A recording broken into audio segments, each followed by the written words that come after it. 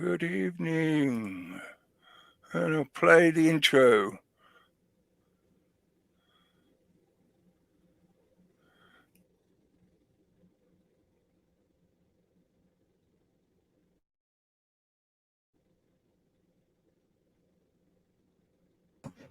I don't hear anything. Me either. Is it really quiet? Pretty sure I have music to this. I think so. Sing something. There's no audio coming through. I think it's. Oh, no. Okay, then. Oh, I hear it. Well, it's probably picking it up really quiet from my headphones. Yep. Hello, everyone. Welcome to the failed audio connection. It's a little dated. It's because I screen shared it rather than having it uploaded. That's why. I was hoping it'd work, but no, I was just rushing trying to get that done. We're just winging it, folks. Yeah. We'll do it live. Yeah, we're doing it live. Welcome all the good people in the chat. Or it's just us in there at the moment. I'll say a quick hello in the chat in case anyone is watching. We'll wait for the people to catch up. Who's still got their audio feed? I can hear it in the background. It wasn't me, I don't think. It was me. It was Grace. me. Oh, schoolboy error, or schoolgirl error, I should say. Yeah. Come on. I know it's been a while, but we can at least... I'm rusty, okay? I'm rusty. Yeah. I don't even have headphones on, and I know that's a faux pas on podcasts. Uh-oh. Well, hopefully we won't get too much feedback and crossover, and maybe we'll be able to pull our fingers out and be a bit more professional, you know. We'll see how that goes. Yeah, I keep saying it. Welcome back, folks. Welcome to all the good people. Yes, I'm borrowing a phrase from Jeff C. R.I.P. Jeff C. It's the major reason why we started doing these shows a couple of years ago as a remembrance of Jeff's work and the times we used to get together and do hangouts like this, similar to this, and one in particular, the big picture, and we'll do it live, that Jeff used to do regularly. So we come back together every now and then and do the ice cream social. But it's been a little while. I think it's been about 8 months since the last one, something like that. I did look for it on my Odyssey channel. It is there. It was July. July, right, yeah. So a little bit of time. But, you know, there's been a lot of stuff happening in the world, hasn't there? So having a delay here and there is understandable. Hopefully people get the idea. But we still keep coming back. We're still here. Oh, I'll have to adjust the info under the video as well now to add your channel as well, Grace. Because I was copying and pasting earlier and put the links in. But you made a surprise visit, so I was like, oh, I don't have the link there for that. Right, make sure to put that in. I'm sure people can find your channel easy enough on YouTube, unless they're, you know, short of a few fingers to be able to type on the keyboard. I'm currently sharing this broadcast on my YouTube. Oh, right now? Right now. I'm trying to anyway. Oh. Finally got my headphones on. I'm with it over here. Oh, professional standard. Excellent. Well, one of the main things we like to do with these shows, other than we'll just chat in general, because this is a conversation. It's not a documentary. It's not a presentation necessarily. We might do some presenting, you know, if we've got some links to share and screen shares to show, things like that. But it is about having a conversation about a lot of the things that have been going on, not just in recent events like within the past few months or even a couple of years, but some of this stuff is long-running agendas and narratives that we often revisit and check up on and look at new evidence that's coming out. And one of the main areas that we like to cover is biotech and genetics, because this is an element of technology and the technocracy, the attempt that they're whatever you would like to call them, the cabal, the controllers, the elites, whatever they want to call themselves. This is something that they've been working towards for many years, decades, maybe even more, a couple of centuries. And part of their manipulations of the public and the storytelling that they like to use to influence the public's thinking and the global conversation is to keep people focused on certain areas of technology that are already being outpaced by other areas that are not often spoken about, or they deliberately keep them as quiet as they can in the media. They prefer people to just not know too much about a lot of this stuff. So they prefer to get everyone interested in things like ChatGPT or some electronic implant, some circuitry, some silicon put inside your body, that kind of thing. Whereas the more advanced levels of technology that they are attempting to apply come more from the biological and genetics area of science rather than the electronics and silicon based. But what's terrifying to me is that I understand this OpenAI a couple years ago anyway, when one of the things that Billy Goat Gates approached them about was applying their tools toward biology, learning biology. And that's horrible because it's absolutely terrifying that what the tiny stuff is doing to us all and is going to be doing, and it's everywhere. And I don't know how to stop it short of shutting everything down. I don't know anybody that could shut everything down, but nothing could stay up because it would just take one little guy in his garage to just wreck it all. And they have democratized and decentralized all of the tech needed to make the scariest things, and even just tiny things. Who knows what happens downstream in your body because you're a chemical cascade. And it's terrible. And it's not just ChatGPT. They had the image ones like we were talking before we went live, the deep fake aspect and everything. There's radio GPT where they have fake people doing radio shows. Like they just put in the inputs of what they want. There's music ones where they're trying to like take the beautiful brains of artists and have them want to play with these tools to make them better. Like I look every time I see something that somebody's done, like asking it or doing anything, I picture people type, and I wanted to make a video, but I didn't because I'm slow. I picture people typing into a computer, and I'm typing in the air here, typing into a computer into these ChatGPT and all these other things. And I picture that System of a Down, that prison song, like we're helping. We're helping. Yep. Stop helping, please. Oh, gosh, it's terrible. And then I wonder sometimes, like, can we do poison the well? Would it be okay if you were in there and you were just feeding it crap? But I don't know. I think that I think it would help it identify crap then. I don't. Yeah, it would help it refine its data to be able to analyze things. And in a way, that could be beneficial in the sense of it can tell the difference between somebody taking the piss out of it and somebody asking a genuine question.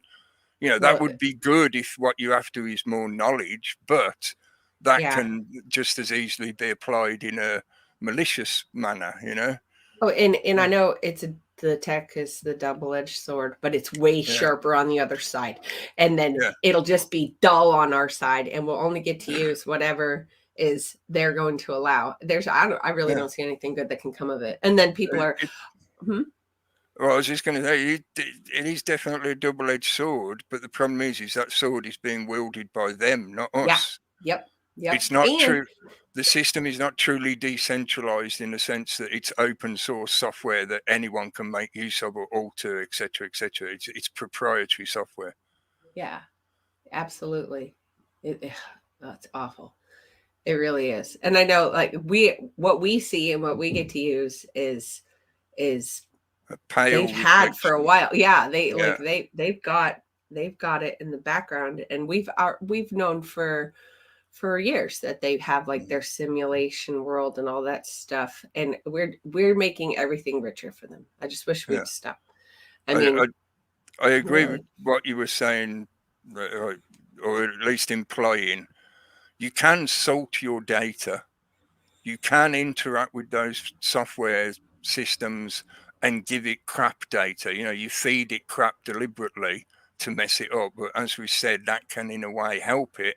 Yeah. So the only recourse you're left with, I feel anyway, and this is what I've been trying to do for the past few years now, is just don't interact with it. Don't give it any information, Yeah. because it's like the typical metaphor of the beast. You keep feeding it, it's just going to get bigger and stronger and bigger and stronger.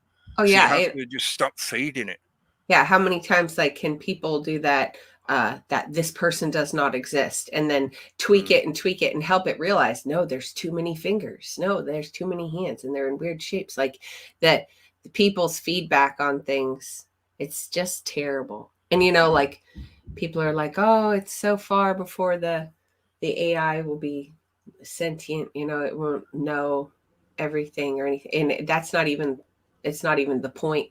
Like Kurzweil even says that, or he said years ago, that if you can't tell the difference, does it even matter?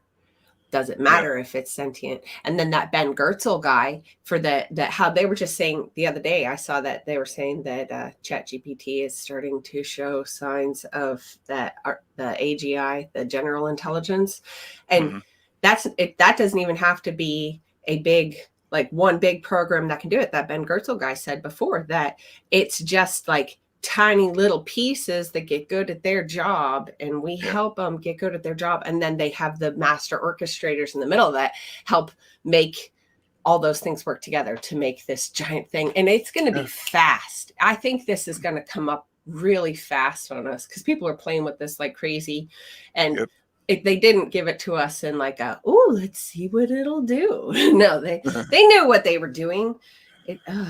And they've pitched it especially to the younger generation. Yeah. Oh, you can incorporate this into your life. Why would you even need to go to college when you just write this essay and this essay? And also, it's taking up all the job. I keep seeing all these people who have these AI portraits where instead of going to a photographer and getting your portrait done, you can just enter all your facial expressions into the AI, and it'll do headshots. I just saw the headshot. It'll give you 100 headshots, and they're all great. You might have 8 fingers on one hand, but they're all great. Yeah. And I keep seeing it even in like the financial sphere, where you can use the AI to make money. But I mean, I heard on the radio the other day, conservative talk radio, and as you're saying this, I'm thinking, okay, if you have AI news anchors like Anonymous just posted in the chat, wouldn't that behoove them? the controllers? I mean, you're getting rid of the variables here. You're getting rid of the people who would say, shout out their window and say, get mad. Like, you're taking everything human and every variable of saying enough is enough away from the person. Okay, I'll just jump in as well and mention Media Bear. Hello, mate. Glad to see you there. Thank you for all your fantastic music. Go and check out their channel on Odyssey, and I think you're still on YouTube as well. And we will be talking in a way that hopefully people will see there are positives, there are options, there are ways you can approach this stuff. This is not about making people afraid. It's not doom porn or anything like that, but you have to be realistic and look at this stuff for what it is. But one of the best ways of dealing with it is satire. Satire and parody. You can see the stupidness of a lot of the things they're doing, and I feel you can see the hubris of how they seem to truly believe that not only we're all stupid, but we're also blind to what they're putting in front of us. It's like the shiny toys, like the new. Yeah. It's like a little child who thinks they're tricking the adult. They go, oh, look at me, I can vanish. It's like, no, I can still see you. The system, the controllers are so wrapped up in their own little world, their own ideological dimension or pocket dimension. They're so filled with hubris. I think half the time they do this stuff thinking that we're just such dummies we won't realize what's being done or what's being shown to us, you know. Well, one way they're selling it to people too is the that they're saying, "Oh, it's not going to take away your job completely. You're going to be freed up." Like they were, I just saw on that one tech channel that I watched. They were talking to a lady who's a big tech enthusiast, but she's also a psychologist, and she's like, "It's not going to replace my job. It's going to take away those little bitty things that I don't want to do. That are just like we follow steps in the questions we ask, and it can do that for me, and then I can do the really creative and helpful part." Sure, you can. Sure, you'll get to. That's like you were both just mentioning, you know, we are feeding it the information that it needs to become what they want. Yeah. So the way we are being made interested in it, you know, they're selling it to the younger generation in particular as being the perfect convenience, because that seems to be the key. I want to say it's a keystone of a lot of the narrative manipulation that they've got away with for quite a few years now, is they appeal to people's what is basically their laziness. You know, they offer us systems that create convenience. And of course, from a lot of people, pretty much the majority of us, I think, this is true. You know, if you can get some time back for yourself in your day, you like that, you know, that's great. So something is convenient, it gets the job done for you, which means you can do something you want to do, you know. And they have predicated the narrative on that desire, right? But if you extrapolate that desire, where do you end up? You end up in that kind of Wall-E, if you remember that movie called Wall-E. You're just a blob in a floating chair that does nothing. You know, you just float around consuming media that they present to you. You know, you're not actually living a life, really. You just become a consuming battery that feeds back energy into their system. Another example of where this sort of world could go is the negative side of that book I've mentioned several times, that I think it's Marge Piercy, The Woman on the Edge of Time. The techno version of the world that she shows in that is everybody modifying themselves to like a really big butts. I've seen people on the TikTok, you know, putting all these, like making themselves these super like tweaked bodies, and the food comes out of the food dispenser, you know, everything is the convenience world. And it's ugly. It's the bad world in that book. Give me convenience or give me death. Yeah, and death. Don't worry, they'll make your death convenient for you. Yeah, exactly. Yep. I mean, we're broadcasting to YouTube, so for tonight's live stream, we'll try and be a little bit careful. We'll do the dance through the minefield that is current YouTube policy. But yeah, I think people are very much aware of things that have been going on over the last couple of years. That is literally that. They have made people's death convenient, certainly for them. And they like to present it to you as if it's, you know, it's convenient for you. You just come down to this drop-in centre and we go, jeep, and there you go. You've had your thing and off you go home. And within a short time, you're gone. That's very convenient. It's a demise pill, right? Yeah. I was telling Venonymous in an email the one day that he was showing the suicide pods, and it was in my mind when I was seeing that, it was bringing to mind those, I keep seeing the commercials for those countertop composters where it's soil by the end of the day or whatever, and I'm like, well, there you go, and then your neighbors could come by and get the soil so that they can go and compost grandma. yeah, right there, all in one.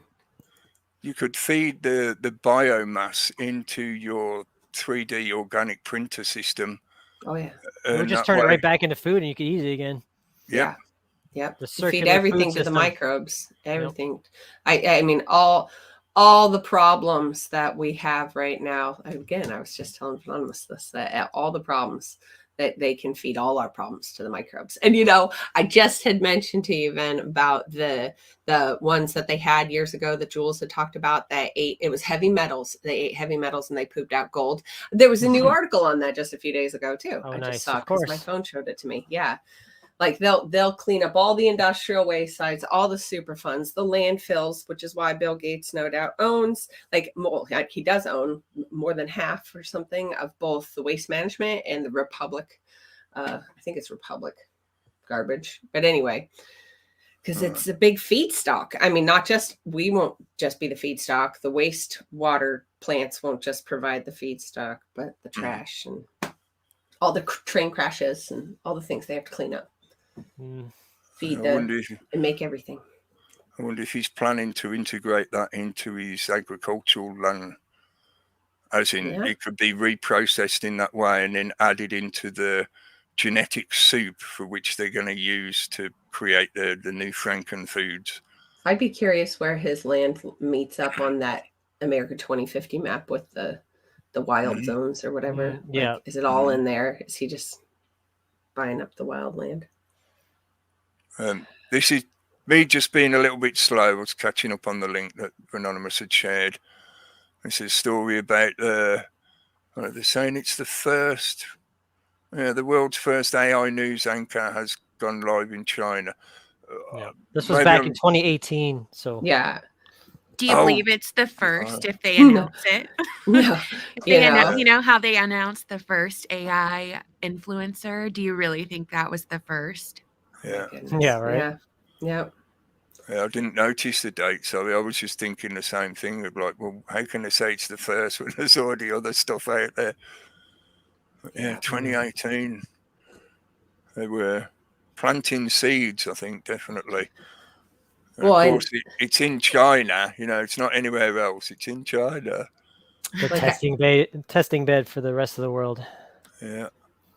Like I have showed in that the future of media video where everything is can be, instead of a camera, it can be code. So, and that they can take video of an audio from anybody, just little samples, and recreate you. They're not perfect. They say they're not like video games yet, but that was what they were saying. And that was a couple years ago, or at least a year ago. They had that whole Kanye West singing 10 Justin Bieber songs Huh?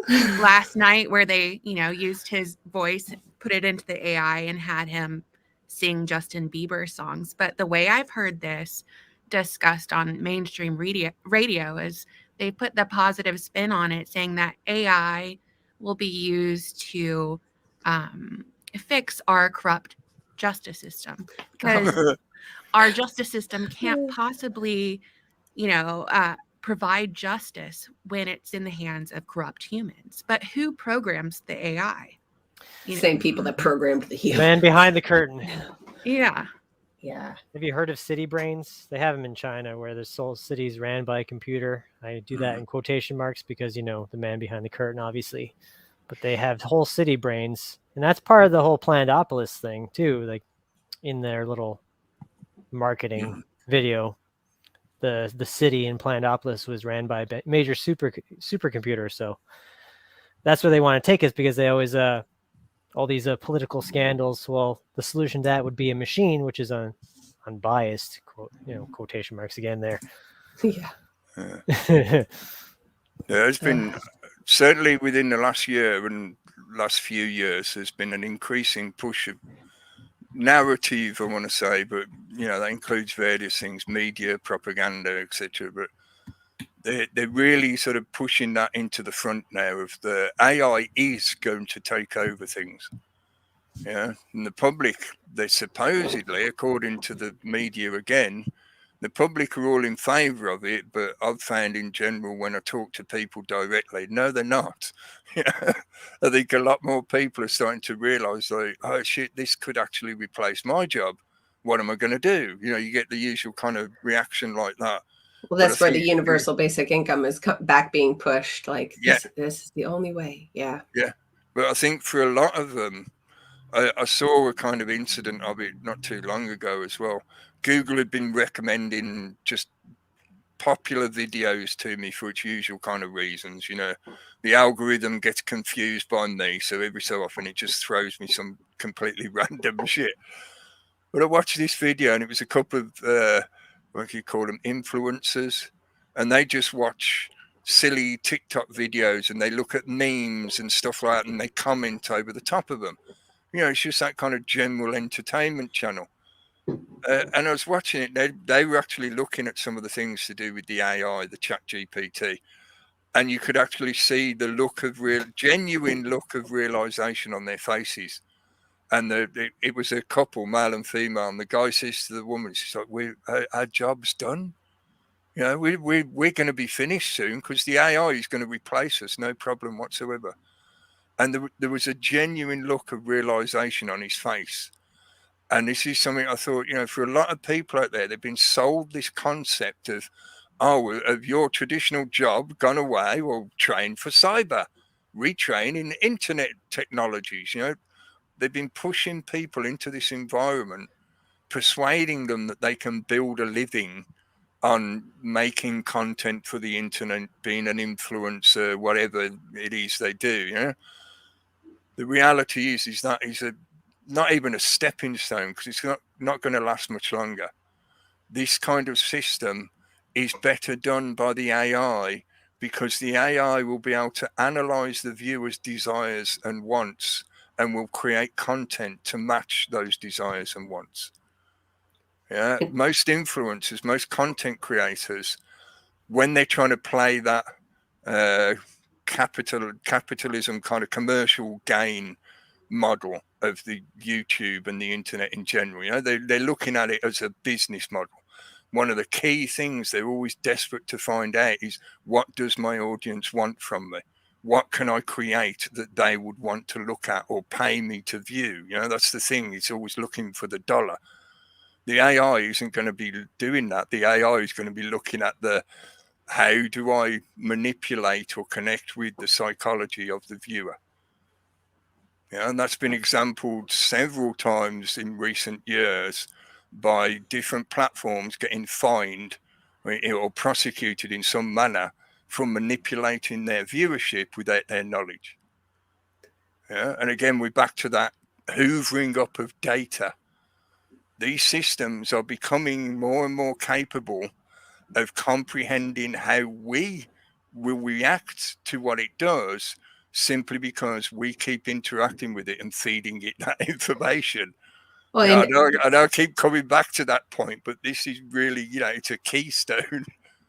when 2020 hit and the everybody stay at home stuff, and Facebook hired all these people and all these other tech companies hired all these people, it's like they were just harvesting from them, I think, because they just fired everybody, but they went back to their pre 2020 numbers now, and it's like they weren't just using all the little normal people out there in the world, but they also were paying people to come in, and who knows what they had them doing.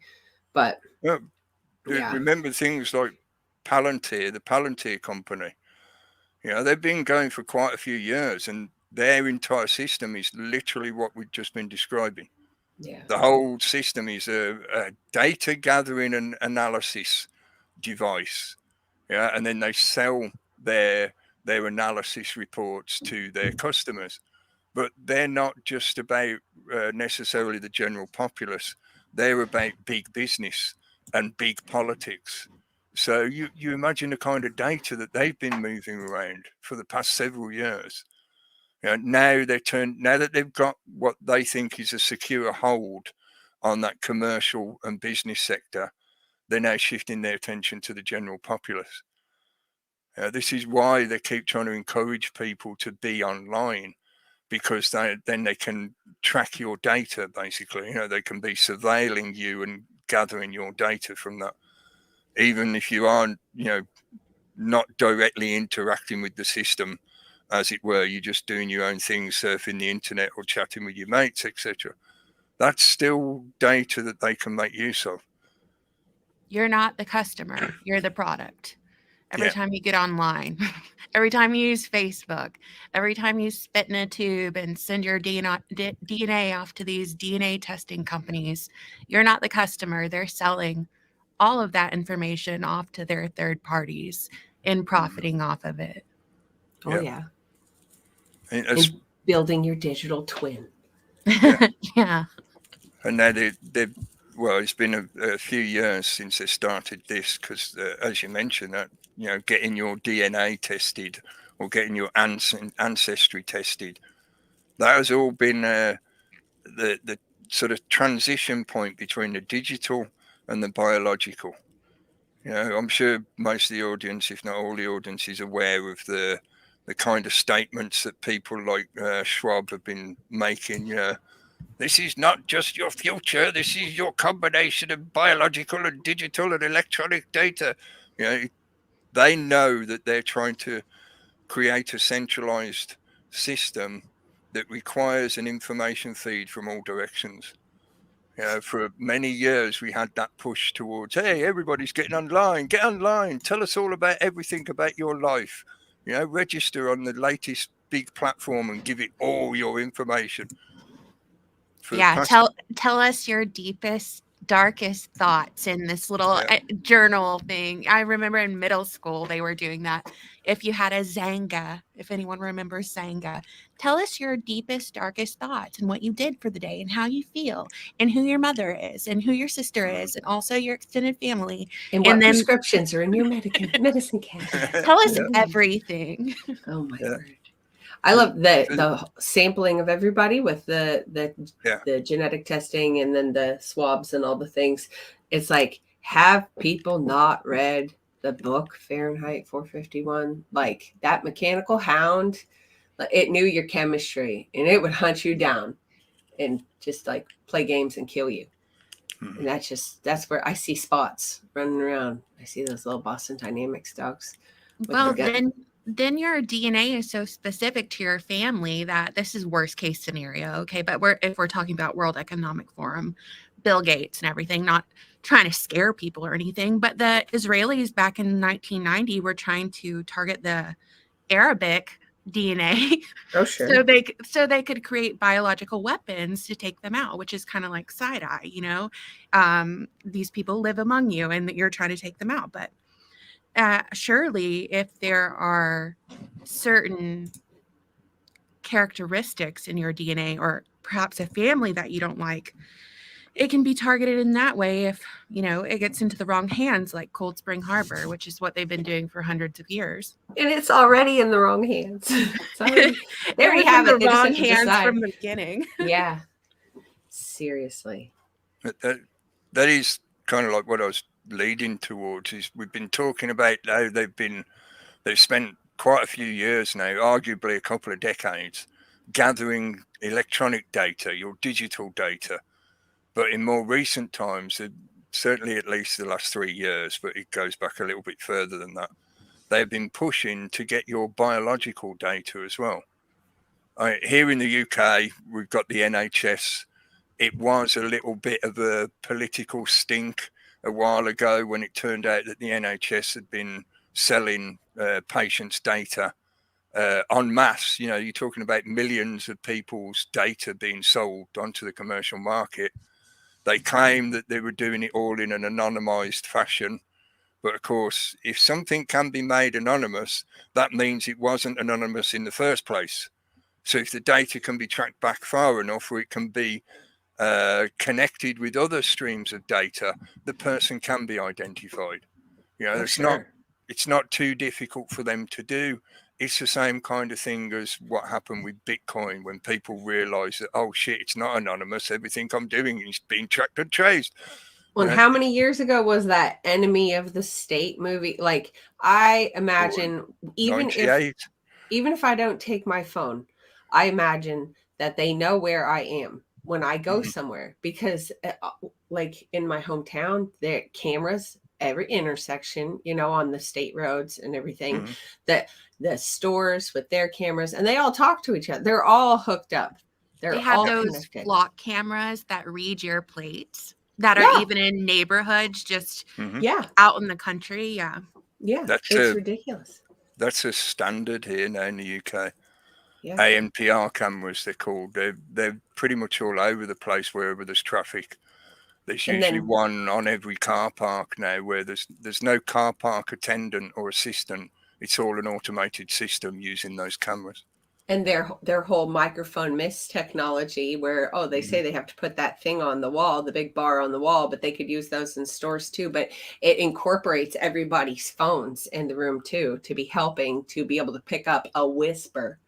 So like you're totally watched. And then I'm gonna put a link here that I just typed in to get the program to bring up what it is. But HP had that Sense, CENS, I think it was CENSE. But anyway, I put the PDF there that they wanted to have a nervous system for the earth. It reminds me of this. I was watching a video on a Mormon transhumanism channel where the one guy was talking about how they are very close to being able to manipulate and change things real time anywhere on the planet that they want to. And that might sound like fantastical, but I don't know. This tiny life stuff, if they can trigger something to turn on, they have switches where they can turn it on and leave it on. And that program there where they wanted to scatter this stuff everywhere, and this isn't the only one, but this is just one.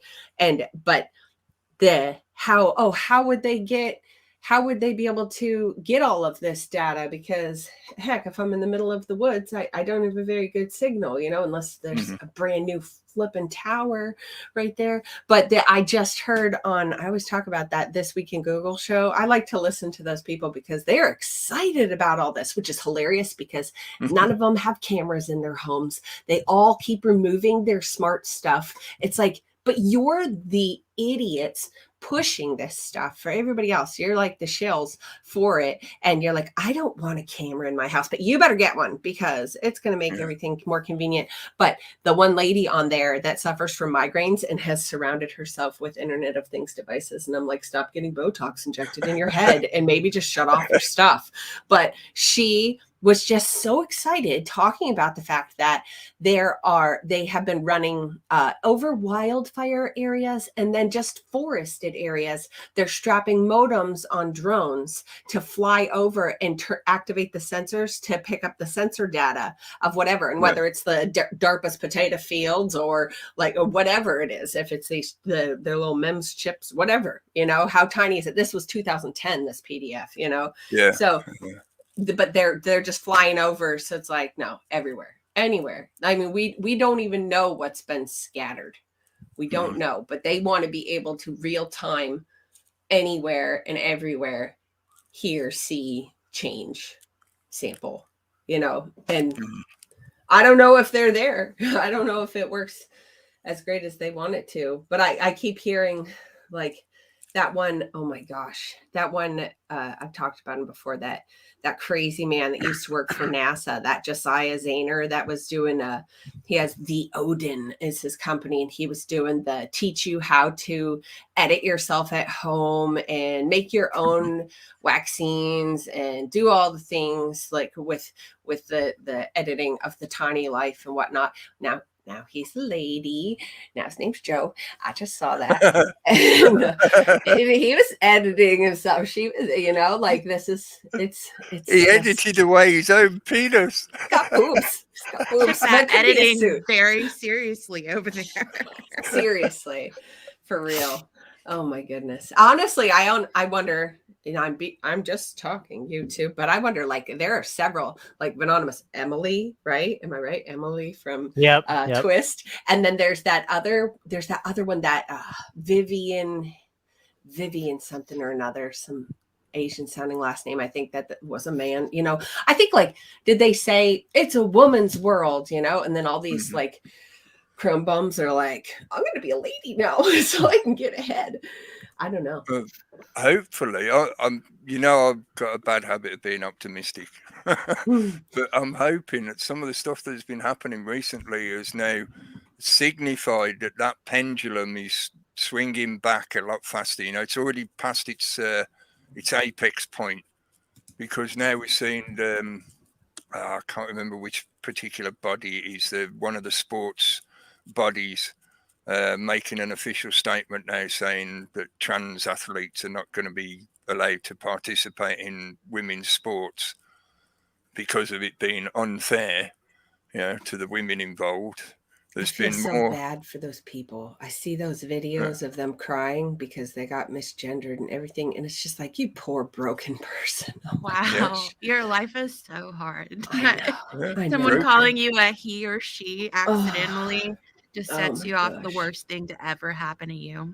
Oh, Yeah, broken by the system, because yeah. all that shit has been given to them by the system. And It, if they built it up to be their whole world, you don't yeah, have anything else to do.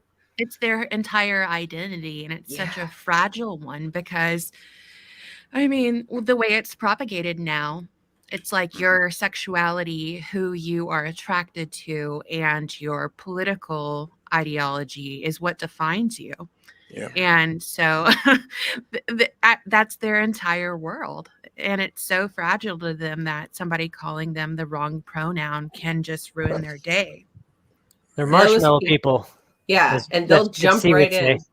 They'll jump right into the virtual world where nobody's going to do that to them. And their day is going to be nice, and they can be exactly who they want to be. Do you That- think we that- used to be tougher as a people, just in general, as a people? We used to be tougher, more robust, less sensitive. Just Yeah. if you just Yeah. look at pictures of people in the past, like people our age and stuff or younger, they look older. They're all more rugged and older looking. And Mhm. as time has passed, older people look younger now. They look more like kids. It's weird. It, It's it the More blue is. hair. softer. It is a way of. I feel it is epigenetically connected to that lack of psychological development and spiritual development. Their body hasn't aged in the same way as what we would see as being a natural progression of aging. Like you said, you see that weathering in the face. The Somebody heart- who's lived an illusionary life and has followed a lot of the ideologies given to them by the system is basically infantilized in their psychological state.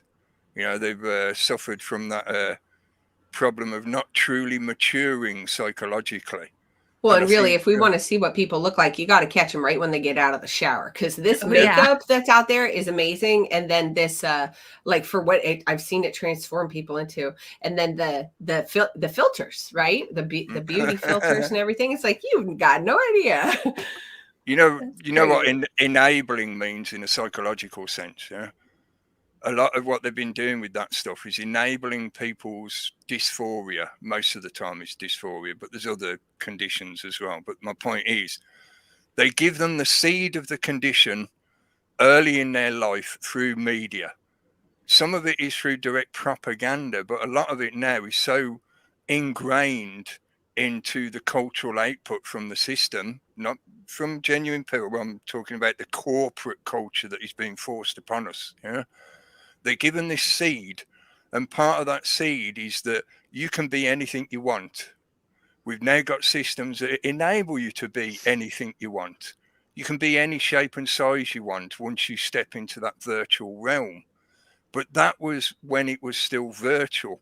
I'm referencing a time about 10 years ago when they started promoting this idea of the simulation theory and that everything is going to be possible in the virtual world. It just reminded me so much of Lawnmower Man, if you watch that film. But now they're switching to the emanation into the physical of the same psychological dysphoria that they made dominant in the digital space. Yeah. Once we had the internet, arguably it's already the internet 2.0 because it's been changed so much, which included the major platforms, the social media platforms, and it started to give the majority of people the opportunity, because the technology dropped in price, to explore the virtual world as well. So people started playing around more in virtual games and virtual worlds, and the ridiculousness of the metasphere and all that lot. But my point is that was enticing people into a psychological dysphoria where they could pretend to be whatever they want in their virtual avatar, Like at the moment, I've got an avatar of Bob doing the silly painting of chemtrails. Yeah, that's a virtualized digital persona. Once a lot of people got used to that being themselves, similar to some of what we were talking about earlier, you know, influencers, content creators, people who seem to fall into this psychological trap of believing that their digital self is more real than their real world self.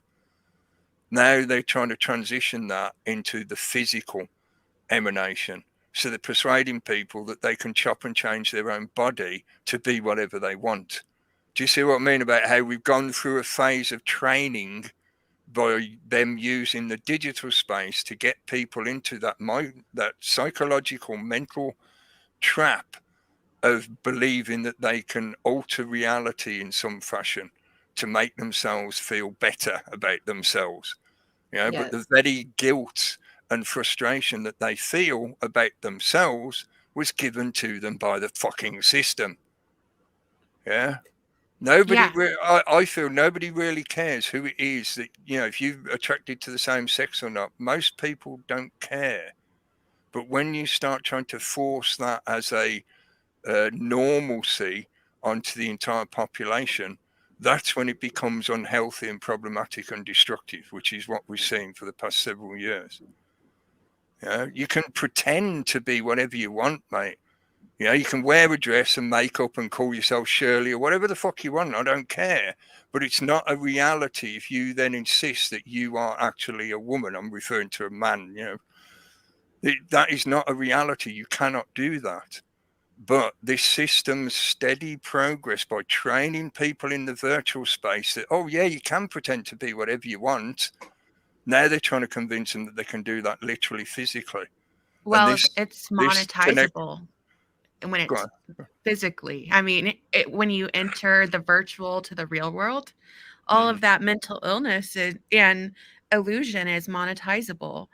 And so they profit on this grand illusion that they themselves planted in your mind when you were, you know, socializing and looking into the internet mirror of this whole world you created and perception of yourself that is dysphoric, but now a reality in your mind's eye.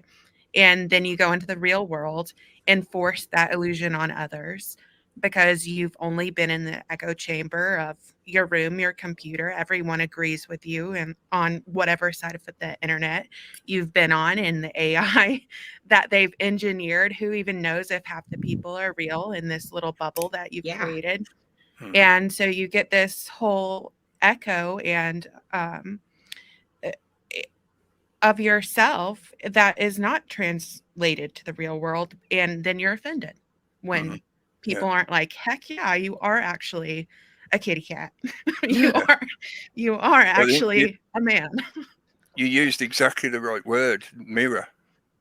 You know, that's a really good observation of the fact that they present us this system as if it's a mirror of yourself. It's like, especially when they're trying to promote content to you, you know, they want you to feel like it's just like you. These people are just like you. Look, they like the same things you do. They dress like you do, blah, blah, blah, blah.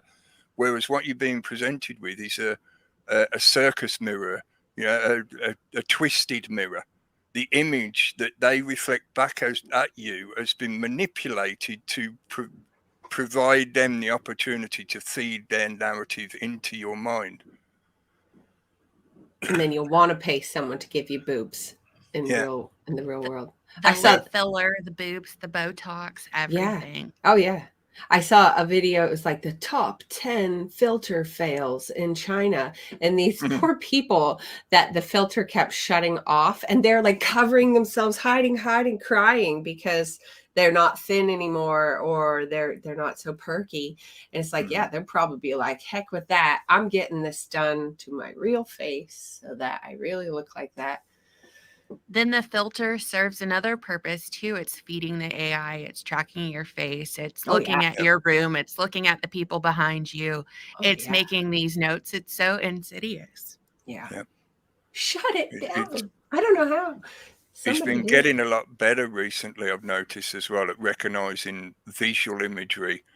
So I'm just thinking in the sense of for a little while, a lot of people, especially on YouTube, because the terms and conditions became so restrictive, they started doing things in a visual sense instead. So they'll show little signs, they'd write on a bit of paper and hold it up in front of the camera, rather than saying that the keywords that we'd all learned were tripping up the algorithm. But now the algorithm seems to be getting more and more capable of recognizing even those visual cues. So, if I put a certain word on a piece of paper and hold it up in front of the camera, it will still potentially trigger the algorithm now. Oh yeah, because you can draw things out and feed it to these AI programs, and it'll like make a website. I've seen that where like, oh, they drew on a napkin what they wanted their website to look like, and then just took a picture of it and fed it in, and they created a website like that. So yeah, it picks up everything. Yeah, well, I think from both directions, both the digital and the biological now, in the kind of manner like I've just been trying to describe roughly, they've got people to that stage where a lot of people have been convinced that they can literally transform themselves in that kind of transhumanism fashion.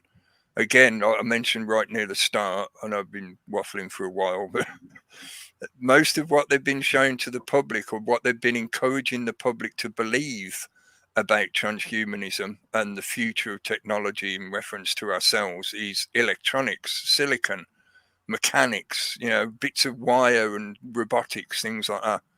Whereas the reality is it's going to be about genetic alteration. So they started to get people used to and normalized to the idea that they can alter their physical body in some form. Why do they feel a need to do that? What is it about themselves that they can't cope with, they can't live with? I've not got a problem with people who've been like born with a deformity, or they've been disfigured in an accident or something like that. The usual kind of argument that's been around for years. If you get in that kind of reconstructive surgery, fair enough. But if all you're doing is cosmetic surgery, because you want to look like Barbie. Yeah, like you're getting boobies and whatever, and then you want to convince yourself that you've transformed from one sex to another. Why is it that it doesn't go off in your head that is just wrong? That doesn't add up. That's not factual. It's not reality. I must be suffering from some kind of problem. Maybe I need help from people. Well, they eat the food, they drink the drinks. These people are drugged. People are being made this way chemically too. Do you think that the controllers see it in their push to transform us and get our consent and get us to ask to have these things done, and want to step into this digital reality of our digital selves? Do you think it's because there's some kind of spiritual? I always think about this question. Is there a spiritual aspect to it where they think they can improve on God's creation, or improve, like make a mockery of it, flip it on its head, improve it in their own perception? I think, yes, definitely. But I can be pedantic about language, but I'd just be pedantic about using the word improve. Because I think it's more about imprisoning. Yeah. And also I think for a lot of them, the usual them, they, whatever, it comes down more to fear. It's not so much they want to improve themselves, but they want to get rid of or block what they consider to be faults. So the simple, perfect example is immortality. They desperately want to be able to remain in their current physical body because they have that materialistic obsession where they think the only thing that is real is physical existence. Well, I think too, like I left some comments on my latest video there that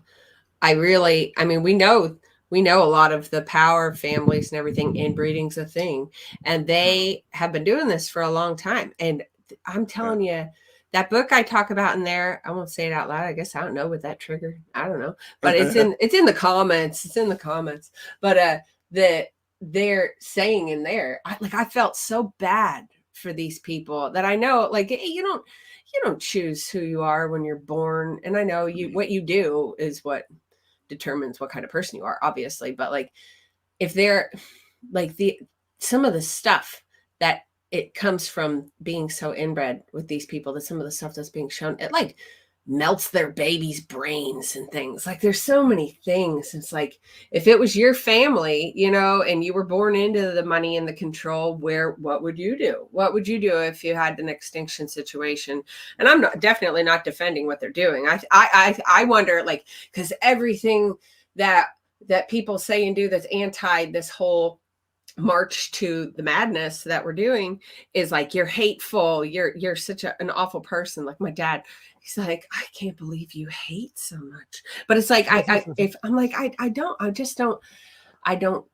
like what's happening, and I think it's sick. But what if we could come at it, and I know it's a lot to ask, what if we can come at it from like an empathy way, and like feel and understand these people are broken. And that's why I see they're doing all of this like wide scale gene therapy tests and everything to perfect their stuff, because they've got a lot to fix. So I don't know that they're on the brink of being like these supermen, maybe wearing super suits. Maybe that would make them more supermen, but that they're a very broken people. And don't just take when you look at the comments, people don't just take the name of the book and everything and go, oh, I know what that's about. You really don't. It's such a book. I really read it. It's such a book. It's free online. There's a few print copies out there, I know, but it's good in a historical sense as well, because it helps explain a lot of the historical narratives that we've read about or been taught about. Oh yeah. I mean, the author wants to completely shatter what you think of when you think of the word eugenics, and he's dead. I know it says in there to write to him if you have any questions or thoughts. Don't. He's dead, so he won't write back. Just write to the chat GPT. Yeah, right.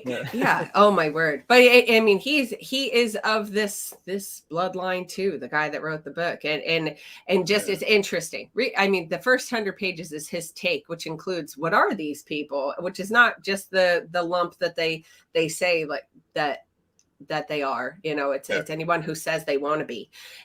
But then it's all a microchronology and a macrochronology and indexes and like it's so sourced, and it's such a well-respected author in his field.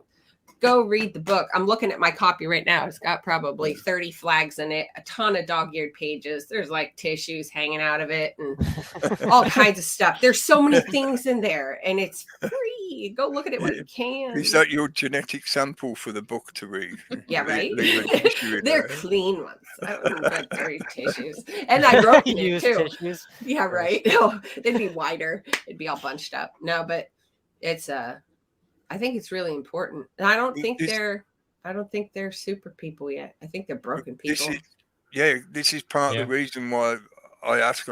I feel you have to be careful using the word improve, simply because I think they've been playing that trick on the public to persuade the public to be okay or normalized to the fact that they're doing this kind of research and development, because they keep promising that this stuff is going to make you super and improved. You will be better than human, you will be superhuman, etc., etc. But the reality is nowhere near that. They're certainly not capable of doing what they pretend to promise or subtly promise, including the way it's been inserted into so much cultural media. I like to talk about the movies and entertainment and that kind of media. That subtle promise is embedded in pretty much all media now. All the corporate media is saturated with it. Technology will make you better. Technology will make everything perfect. Technology makes a perfect future, etc., etc. I mean, I know that's a bit of an old trope. It comes all the way back from like 50 plus years ago, even back to the turn of the century when they were doing the same thing about, the future's going to fix everything. Whereas I think what they're doing is using that in the same kind of methodology as like many of us have observed. They promise that it's going to be used for medical reasons first. So imagine all the disabled people that could be helped with this new technology once we develop it. That kind of The brain chips making you the blind see and the deaf hear. Yeah, great. Oh yeah. Get the Whereas- brain chip. Whereas really what they're after is, like you were saying, they're looking to try and fix their own genetic problems. That's why I say I feel it's more about they're trying to prevent things from happening, not that they're actually trying to give us a genuine improvement. In another way of just a simple metaphor to try and present why I think this is an epistemological problem, in the sense of how the general public receives information and absorbs it as knowledge, and they then think that represents the world as they understand it. But did people think the same kind of thing when the first person invented a bow and used an arrow to kill someone or kill an animal? Did you think they all stood there going, wow, he's a Superman, he's superhuman, look at this technology he's developed? I don't think they did. I think people rejoiced at the use of technology to help themselves survive, but it wasn't, if you see what I mean, it wasn't exactly presented to the public. If you read about it in history books, it's not presented in that kind of fashion. Whereas now they purposefully write their media, they create their media with this psychological bait of, if you like what we're doing, think, the future is going to be fantastic if you just do what we suggest. And WEF, the World Economic Forum, is literally the epitome of that kind of psychology.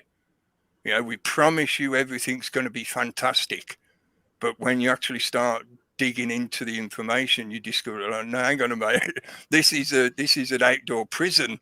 This is an open air prison. This is not the fantastic future you keep telling me about. I think my point of view on this is somewhat jaded because I come from that Jetson generation.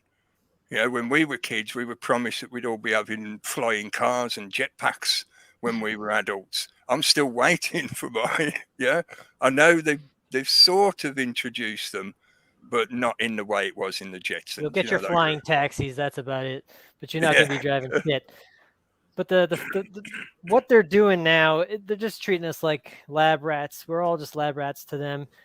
And what is coming down the road when all this shit hits the fan, we're going to be begging for all this stuff that they've been working on, because it will seem so much better than the horrible misery we'll be in. Right? So. Well, like again, destruction of our water supply, our food supply. We're going to lose energy, the war. There's so many things that are just going to make the next 7 years fucking hell. So. That again will be the bait. Like you said, a mouse in a lab, in a maze in the lab, and they keep placing the cheese just too far away for us to reach. But they keep promising us that if we jump out through the hoops, we're going to get to the cheese, but we never do, obviously. We're going to be reaching for the Soylent shakes and our bug bars.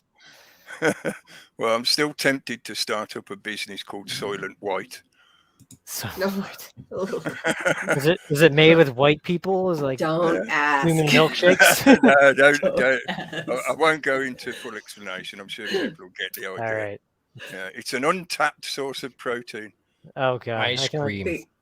Yeah, ice cream. Oh. I'm sure they'd twist it into making stuff like that as well now that there is that kind of completely fake grown in a lab ice cream. Oh yeah. Well, with everyone being sterilized, what else are you going to do with it, right? Yeah, exactly. I know I'm saying it as a joke, but the joke carries the truth. At some point, it will be suggested. Oh, sure, because it'll be more credits that you can earn. How much can you feed in to help with the output? Like, yeah. And I know you guys are aware of the fact that they've been attempting to suggest things like cannibalism and constantly. It's speciesist, like and you're not. 2018. Yeah. I get hit with it all the time. Cannibalism. I'm not eating anybody, so stop it. I even see that the algorithm on YouTube and stuff with all these comedians who are joking about cannibalism, like Theo Vaughn. I've had a lot of him on my YouTube Shorts algorithm, and he's like, I would eat a Vietnamese before I'd eat a blah blah blah, and that is just so promoted on all Wow. the social media, just because it's joking. Of course, it normalizes Yeah. it. Yeah. It's Yeah. funny too, but it normalizes Plus, all it. the zombie stuff is cannibalism. That's what it is. It's like that's what Yeah. the zombie concept is, just cannibalism. Ugh. Yeah. Eat them before they eat you. Yep. And it Human appeared to- compost.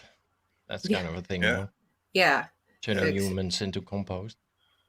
that's being offered by a lot more funeral companies as well now.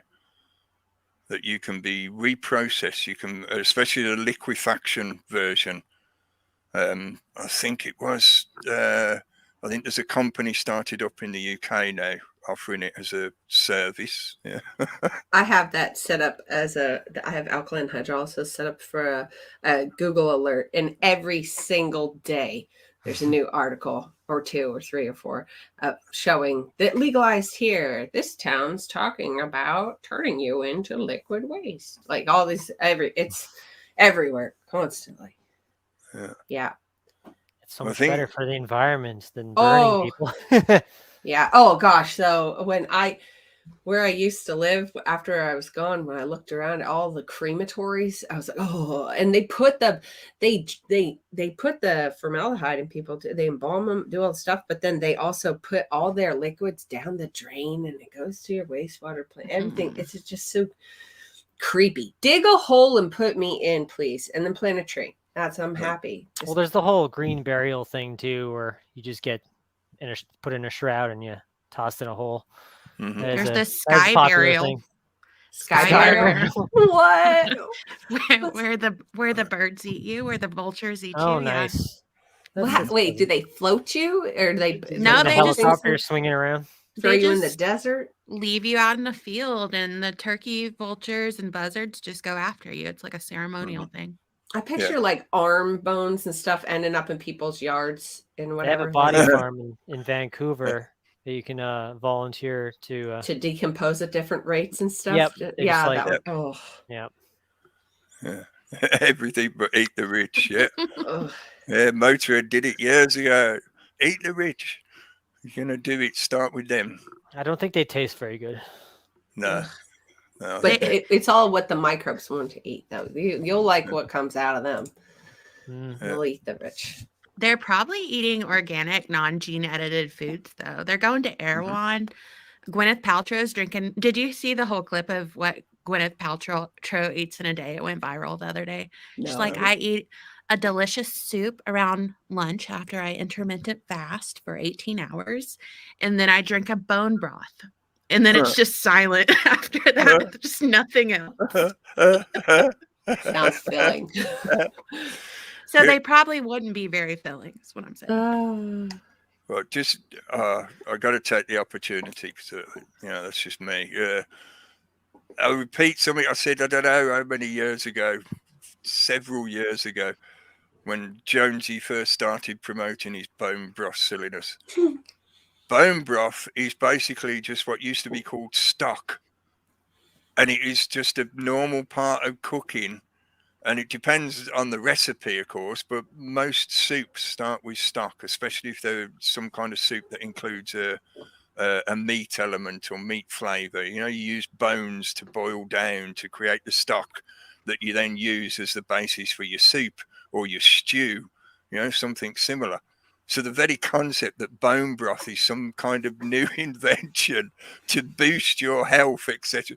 It's like, surely this is part of your everyday diet anyway in the first place. It's just somebody's decided to try and commercialize the idea of that name, that label, bone broth, and claim that it's something new and different and whatever. No. But if it tastes like Ovaltine, I'm gonna think that's really not anything real. There's no. That was just made things. It's not from some good animal. In a similar fashion, just to get, I suppose, just to give another example of why I find that idea just so ridiculous. If I started selling cabbage water and saying that how beneficial it was for your health, a lot of people in the UK would straight away just think I was crazy. Because what are you on about? Like, we've done that traditionally for generations. Yeah, I grew up with that. My grandparents and my parents, when they were cooking the dinner, they'd come in and ask you, "Do you want a cup of cabbage water?" Yeah, because that water has been infused with a lot of the nutrients that have been, obviously, while you're boiling them, some of them are leaching out of the leaves of the cabbage. It's something that is just part of a traditional diet and style of cooking. Yeah, it's also very alkaline, so it would be good for you. Yeah. So this idea that bone broth is somehow some kind of superfood or something, it is, but it's nothing new or unusual. It's been part of our traditional diet for millennia. And it's only as good as the animals that go into it. Yeah. Like, Yeah, exactly. true. That's, I mean, where are all these bones coming from? Where's she getting her? What kind of bones is she got in her broth? That's what I'd be wondering. You can sell your cabbage water alongside your Soylent White. Yeah. That's a balanced diet for you. Good. Terrible. Oh man. Yeah, I got to try not to laugh too hard because otherwise I'll end up just coughing, having a coughing fit again. Oh, since we're on the topic of food, I did scribble down a solution-y sort of thing when I was thinking about the show last night.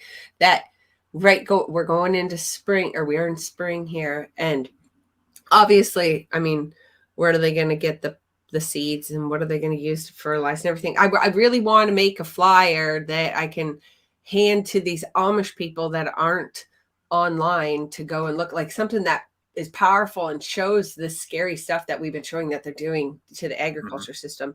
But if the farmers or people that have plant more food, people are going to be hungry.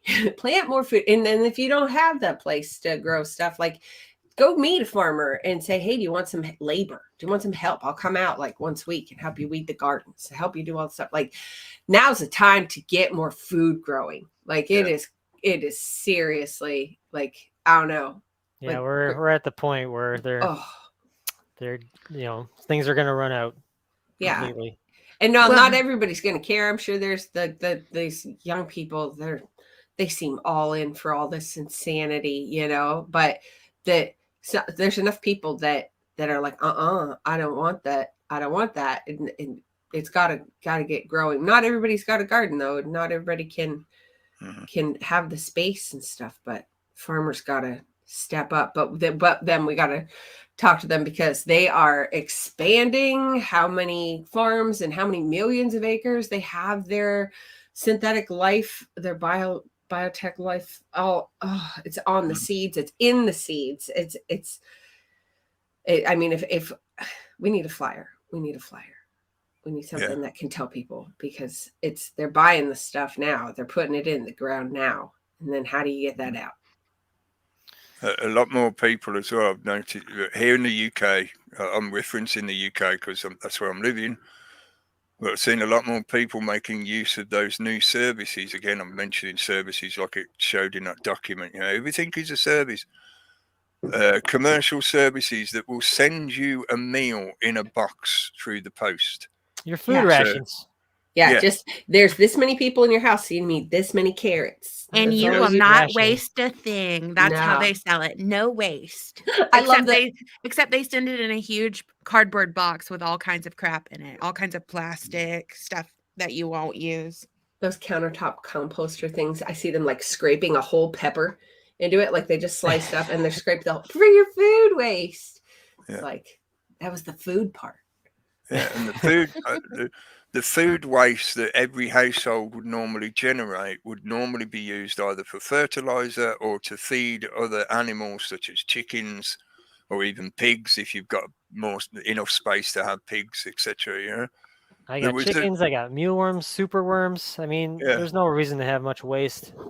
Prior to the rise of the industrialized food production and the supermarket trend, prior to that, that's how most people lived. And there was very little actual food waste, not in the way they describe it now, because most of the food would have been organic. It would not have included packaging and all that kind of shit. You would have been throwing away bits of actual food leftovers and that would have been perfectly easily recyclable by the planet. So the whole thing was self-sustaining. Whereas now they tricked the majority of us into this mechanized lifestyle where you buy your food from a shop somewhere. You part of that cycle, that 3-day cycle, which is it's pretty much complete control over the food chain for the majority of people, certainly in the developed urbanized countries. And that, like you say, I know you were referencing the Amish, but I think it's true for everyone, not just the Amish. I mean, I kept referring over the past couple of years, I kept referring to what were called victory gardens, just from my knowledge of what was the Second World War here in the UK and the stuff I learned about the Second World War. And at the time then, they had a whole campaign of encouraging the population to start their own little garden to ease the pressure on the food supply, because even then Britain was heavily reliant on imported food. And we need to do literally exactly the same thing now.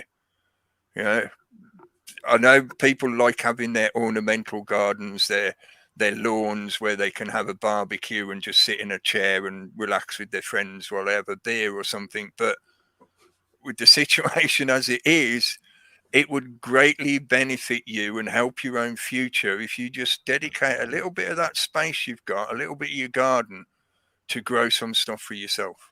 It's not going to be a choice anymore. You're going to have to do it if you want to survive. Talk to your neighbors and suffer. Put a group plot together, knock down your fences and put it. This is about survival. It's not a game anymore. You need to learn it now. You need to learn how now, because there's a huge learning curve. I mean, it is easy, but there are things you need to learn, like your soil composition, what grows next to other things, what does well in your area, things like that. How to save seeds, because you might not be able to buy them. Yeah. That's right. The main seed stock might be just monopolized by the industries, so they're all genetically proprietary. Oh yeah. And we used to have a very efficient farming system over here in the Netherlands, but that's going to be gone in a couple of years. So, I doubt that we are even able to compensate for that, because of their efficiency and their, people are going to go hungry. People are yields. going to die, I think, for sure. Not everybody's going to make it. Definitely. Just it's like awful. Madonna said. Is that what Not Madonna everyone's said? going to make it. Oh, man. Unless you can survive off broth and, Well, if you get that Soylent White, you should be fine, right? Yeah. Circular food chain. You just make your own meals. No. Oh, no. Terrible. I know it probably sounds quite doomish, but I'll just reiterate what I've been saying for years. You've got to look at reality for what it is. If you just close your eyes and shut yourself off like the Three Monkeys, just because it's something that makes you feel uncomfortable or a bit scared, a bit frightened, a bit concerned, you've got to delve and find that courage, to be able to act in the presence of fear. I'm paraphrasing that classic Bruce Lee quote. Courage is not the absence of fear, it is the ability to act in the presence of fear. Fear is not something, I feel, and I know there's many people argue different to this, and it's a bit of a trope. The opposite argument to this is more dominant. A lot of people say no fear, that kind of thing. I disagree. I think you need people to realize that there are things to be concerned about. Being concerned about something doesn't mean you end up in a state of terror hiding under your bed. It means you see something that is a potential threat to you or your family, you and yours. And if you don't address that potential threat, then it could do you serious damage. It will do you serious damage at some point. This system is never going to leave us alone. It's only going to get worse. Yeah, it's not weirder and weirder, right? Yeah, power never gives up, never relinquishes power, on its own. You have to force it to do so. I'm not suggesting going in direct force. I'm suggesting tangential force that creates a different way of existence. Again, I know this is a cliche, but You can't succumb to that fear if you see something that makes you feel a little bit, that's like fear porn. I don't want to be afraid. I want to just look at kittens and boobies. No, even though boobies release serotonin, which is great. That's why I enjoy looking at them. But you've got to be able to face that fear and go, hang on a minute, is that a genuine threat? If I don't look directly at it and see it for what it is, how can I analyze and decide if it is a genuine threat that I need to do something about? So it annoys me, it frustrates me when people have that attitude of, no, just ignore it, just look away, don't think about it, you'll make it happen. No, it happens because you ignored it. It happens just like the system loves to do. They try to persuade you, oh, no, I'm perfectly normal and fine and lovely. I'm caring about you while they're picking your pocket with the other hand or stabbing you in the back with the other hand. You know? Or just covering their eyes and not paying attention and just la, la, la, la, la. It's their fault. Yeah. Everything's going to just happen. If you can do that, if you can stand your ground and look at this thing for what it is, then hopefully I feel I'm optimistic, I'm fairly confident that for the majority of people, they'll see that, oh, hang on a minute. So if they're going to do that, I could do this. Or if they're going to go that direction, I can go the other direction. If you look at this thing for what it is, the reality of it is a very, very small group of people who have an amazing ability to psychologically influence or trick others into doing what they want. So if you can see them as the tiny dot on the horizon for what they are, then you can see also the rest of the horizon. Yeah, there's lots of space that we can steer around their bullshit. Well, they are going to present a solution. Yeah, definitely are. Yeah. Which is not a solution. No. You know. How hungry will they let everyone get first before they bring it in and save them? Will they make you get hungry? Here's your digital currency. Yeah. You know, to get your potatoes. You can see in the, I'm going to be careful what words I use because of fucking YouTube, but you can see how over the last 3 years, they have attempted to steer the entire population by that use of fear of, oh, you're going to be in a bad way, you're going to end up in hospital or something if you don't do what we're telling you to. And I know for a lot of us, we were already seeing through that bullshit, but I think it's true now after 3 years, even the majority of the public they're starting to realize that literally just was a threat. You know, it was terrorism. They used fear and the threat of disaster or some kind of negative effect for you to try and trick you into going a certain direction and putting your energy in a certain direction. Lo and behold, it turns out that it was all just a trick. There was no genuine threat. So in the same manner, they're doing the same thing in terms of the food supply, in terms of the surveillance state lockdown effect. You know, they're constantly trying to make us feel that there is an inevitable success for them. That is classic psychological warfare. There is no inevitable success if the majority of the public decide to go a different direction. If the majority of the public stopped feeding the digital realm every bit of data about themselves, then all those AI systems would have less data to feed off to make themselves better, you know, to improve their own ability. They would become more and more retarded. I think that would help. In the past. I think that would help. But I know I just beat on about it all the time, that it just, the whole thing. I mean, because if they tell us how guided by the tiny life inside of us that we are, like, and they're using these computer systems and they're using these AI systems, these algorithms and everything to create these new little internal guides for us. Even if we stop feeding the machine, but we're still like taking our probiotics or drinking our tea now with probiotics or all this stuff and whatever other sneaky ways, like if anything's coming out of a box that was like went through Cargill or anything like that, like the ingredients, your super wonderful farm stand, like pumpkin roll. Well, where did they get the seasonings? You know, where do they, and what company? Like, it's so dang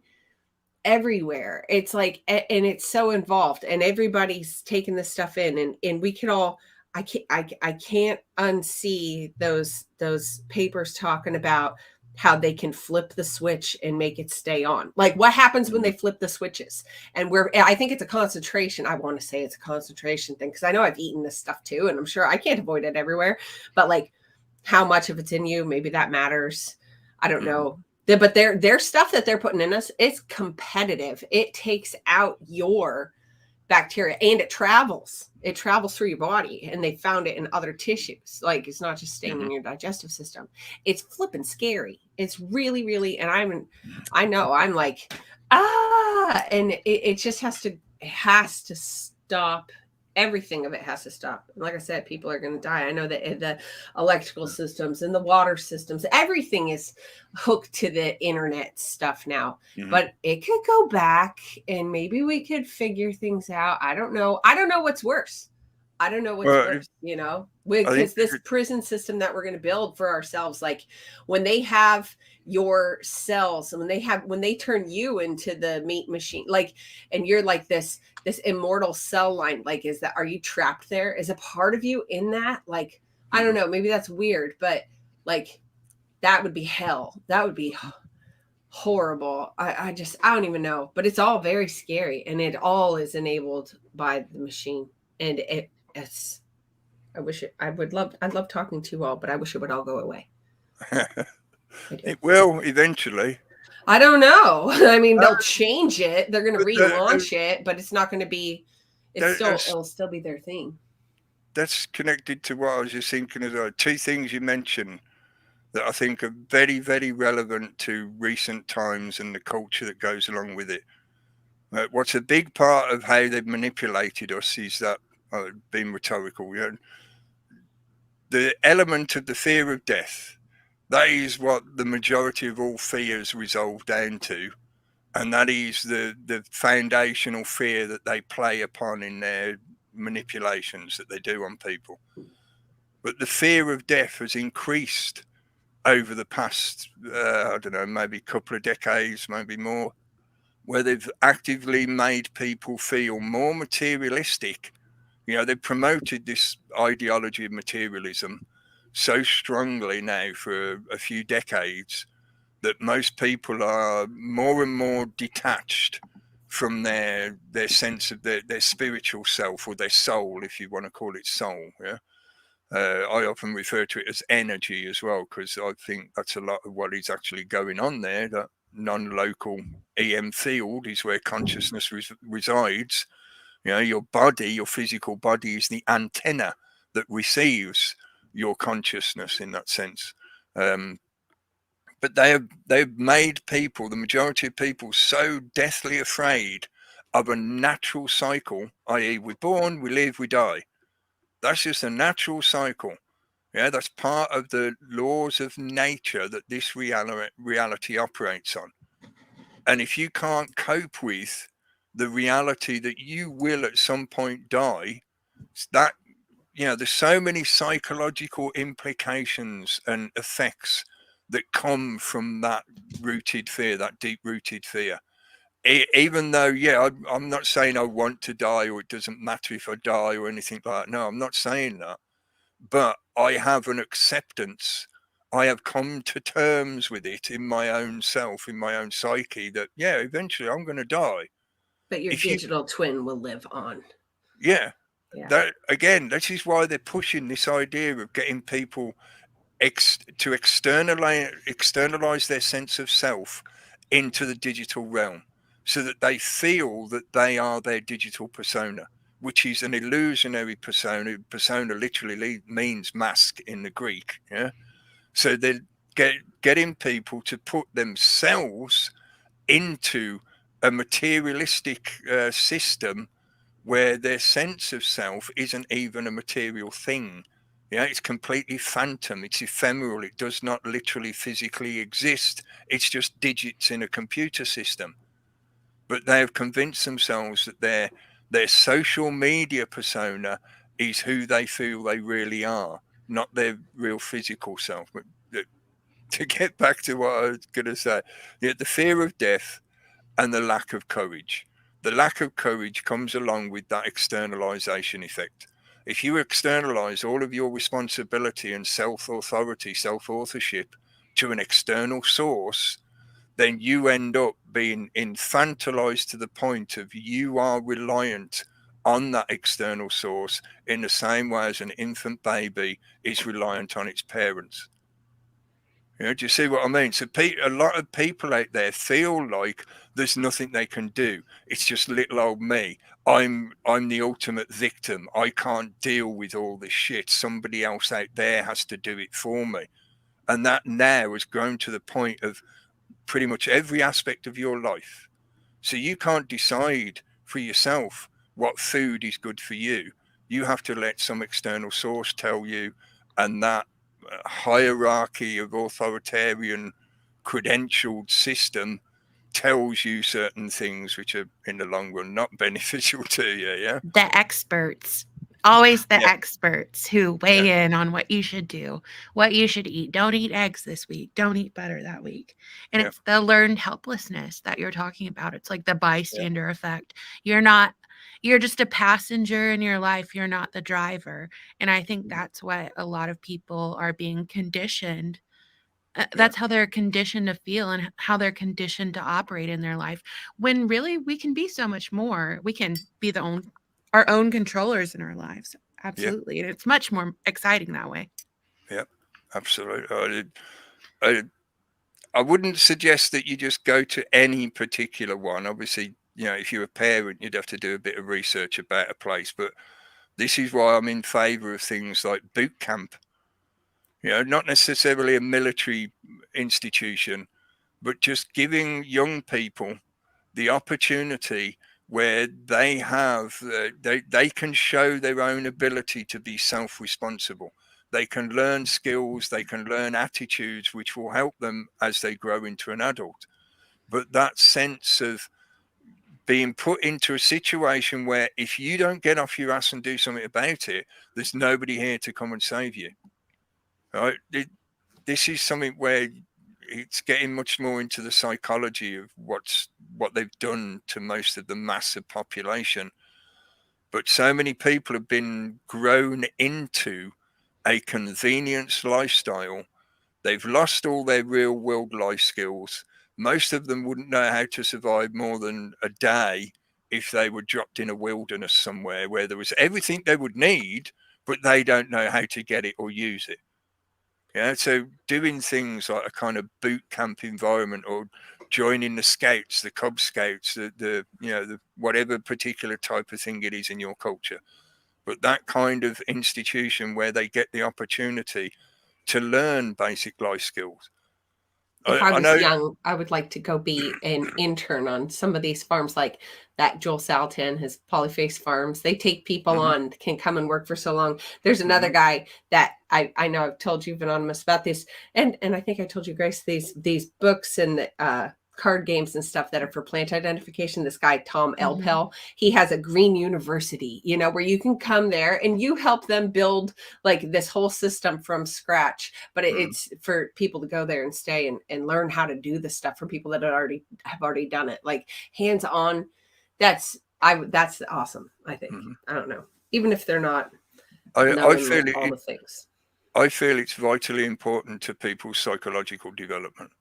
It is I know you've used this word a few times tonight, but I do feel it's a keystone of how the system takes false ownership of people psychologically. Yeah, it happens at an early age. You're talking like 5+, between 5 and puberty for most children. I think that's what it was for me. You know, that was the age when I was running around in the countryside whenever I got the opportunity. I was in the Scouts and stuff like that. And it's that chance to be able to realize that, oh, right, okay, if I just learn the right skills and practice a little bit and remember my knowledge, you know, when it comes to what to look at in the wilderness and how to make use of it, I don't need the rest of society. The whole construct of what we refer to as modern society becomes just a convenience. Life is more comfortable and easy in a societal structure because people help each other. Yeah, we can achieve more when we work as a team than as an individual, especially in terms of survival. You know, it makes survival a hell of a lot easier. But it's also true that you don't need anyone else, as long as, of course, you're not physically disabled in some manner. But you can help yourself, and you can deal with adversity and hardship. That Well, I being think removed from children's early psychological development means their mind forms in such a way as they have a propensity to externalize to some other source, like an expert. children don't have that in our current public school system. They don't have that in their social structures unless their parents introduce that to them. And that's why I think it's a general lack of sense of self, confidence, courage, Yep. and things like that, that these young people cling to these false identities that the system gives them because they haven't faced that adversity. They haven't been able to, like what you were saying, dropped in the middle of the country or in the middle of the forest or whatever. I mean, maybe not an example that extreme, but they haven't proven to themselves that, you know, what's inside of them, what they have is good enough. They don't have to be given something by the system. They don't have to lean on that, the purple hair, the being a man or woman, whatever they choose. They don't have to have that. They're good enough as is. I think a bit like as an archetype, it's almost like the system gives them the illusion, or offers them the illusion, that if they live as the thing they're showing them, the archetype they're showing them, they can be superhuman. You know, I think that could be part of why a lot of the cultural media has gone that direction. People are obsessed with being better than human. And usually, more often than not, when it comes down to it, it's simply because they want to escape what they feel is their current terrible life. You know, their failings, their inadequacies, their problems, etc., etc. All of that shit is being dripped on their head constantly by the system. You're not good enough. You know, you're not capable unless you're this type of persona or this type of archetype. And then they offer you a big wide, a rainbow spectrum selection of what you can be. You know, because just like a con man, they know that if they they roll the dice so many times, they're going to get a success eventually. So if they offer you so many different choices, eventually you'll feel like, oh yeah, that one's just like me. I'm going to be that archetype. Yeah. And they prop up, I mean, the villains are the ones who prop up your heroes, right? They create the archetype, they create the celebrity, they create the role model, when really, you know, if we went out in our communities and had our own experiences outside of, I'm basing this on my own life. Like, I grew up with the internet, but I also grew up with one foot in real life too. Like, the internet had not completely taken over when I was a teenager. We were still in our MySpace eras. So we still had a little bit of real life to live. But I notice amongst, you know, parents my age with children who are in elementary school, middle school, a lot of their socialization and a lot of even time with their family is spent on these devices. So you're forced to socialize alone in a room, and the things you do, the things you're excited about, seems to now center, at least with children, around what's going on the screen. And you know, it's not real life, and those aren't real experiences. They are experiences, but it's so removed from how we're supposed to be living our lives. And now with this new, like, they're like, this is the hockey stick, this is the bend, what they've changed with this opening up all the AI programs to everybody. Man, it's going to get even crazier. It's going to get even, and what's going to happen to these children? They should not, I mean, I swear, the shows, all of it. Elmo pushes so much crap, you know. Is he still going? I thought he would have been cancelled by now. I think he's even on Twitter. I've seen. I'll make that prediction at some point. Even Elmo will get cancelled. that'll be on your bingo card. We're putting Elmo cancellation on the bingo card. Okay. Yeah. But I was also going to say, in terms of that psychological effect, and I know this sounds harsh, and I don't mean it to be harsh, and I'm certainly not suggesting that you try this with most people. But the reason I want to mention it is because I feel there's a strong possibility that the system, in a way, is using its Achilles heel to try and kick people in the butt to do what they want. I know I'm being a bit obtuse, sorry, but that psychological effect of externalization to the system itself, that is, like I said earlier, a keystone to why I feel, anyway, we're experiencing a lot of the problems that we do, and why so many people are falling for the bullshit, the trickery. But unfortunately, because of the way they're trying to push people so hard, they're trying to kick them through the doorway during this decade, which is, why we've got Agenda 2030 and all this kind of rush push towards that date. In doing so, they are inevitably making more people wake up to what the fuck is going on.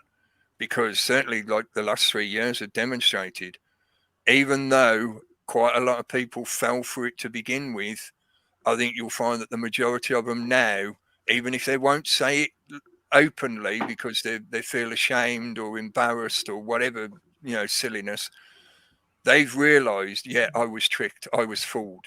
This system is manipulating me like I'm just a number on a page. That helps open their eyes. That helps crack the denial barrier, the ice wall of the denial barrier. The classic phrase that so many people say is, the government would never do that to us. That will never happen here. Just look at the track of the last 3 years and you'll see how so many things have actually happened and been done to us all because, yes, the governments do that. Yes, they will do that kind of shit. The government is not there to be your friend. It is certainly not your parent. You should not be externalizing your own responsibility for your own life to that group of people, because they will just abuse your energy. That psychological effect can be broken, but it requires a shock effect to occur to the person. So that's why I'm saying they keep pushing really, really hard, but in doing so, they're causing more people to realize they're being manipulated. So the trickle effect of that will accumulate. I think it already is now. We're seeing a strong swing back of more and more people saying, hang on a minute, I'm mad as hell and I'm not going to take it anymore. See, they're fully aware of this. So they knew that this was going to happen, right?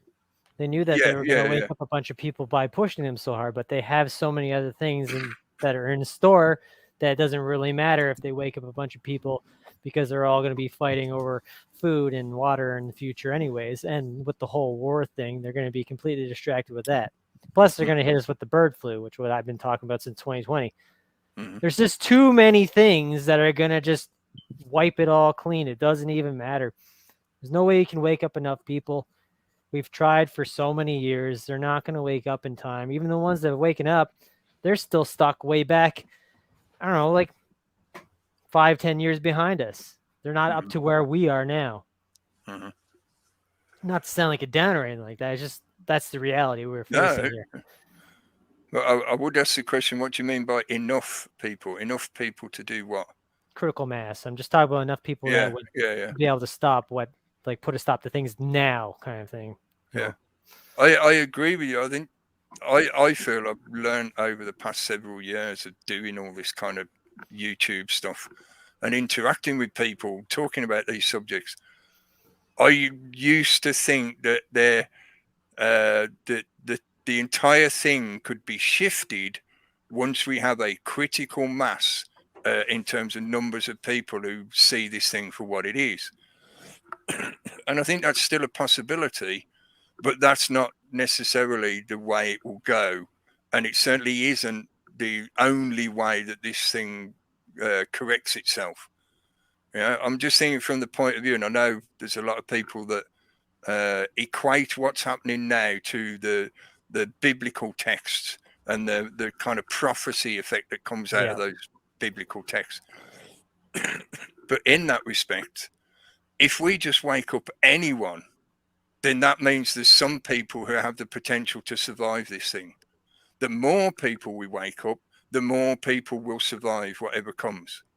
You know, in the same way as Noah building an ark, and I've made that analogy before, you know, a lot of what we are doing is building a virtual ark. This flood, the flood this time is not a literal flood of water that you need a boat to ride on top of. This now is a flood of psychological and spiritual warfare. So what you need is people who are capable of standing their ground because they know themselves and they're willing to see their true selves in the mirror. You know, they don't need an illusion of a persona to pretend they're somebody else. And they will increase the potentiality of survival. And if even just one of us survives, that's one person in the future who can do that kind of Fahrenheit 451 effect of keeping this information alive, and then things can change from there. This relates as well to what I was talking about earlier about the fear of death. In the same manner, I feel one of the problems that plagues this sort of genre of information and media, especially in terms of like the so-called truther culture, that kind of thing, there is this egotistic problem where people want to be the one that makes things happen. People want to be Neo because then they feel special, like the same superhuman effect that is plaguing the people who fall for the bullshit propaganda. You know, people want to be Neo, and they're determined that they have to see this thing happen in their lifetime. They have to be the one that flicks the switch that causes everything to go back to goodness and loveliness. You know, that is a stumbling block. It's a bias, because look at the track of history, which we're often talking about and using it as a reference to what's happening now. But in the same manner, if you look at the track of history, sometimes these things don't change for multiple generations.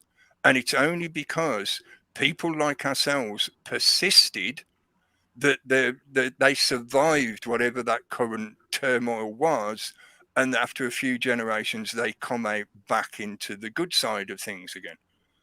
So to me, this thing is sort of like, well, yeah, I agree with you, mate. This thing is rolling out, and it is such a giant snowball. We cannot like stop it from rolling. It's rolling out no matter what.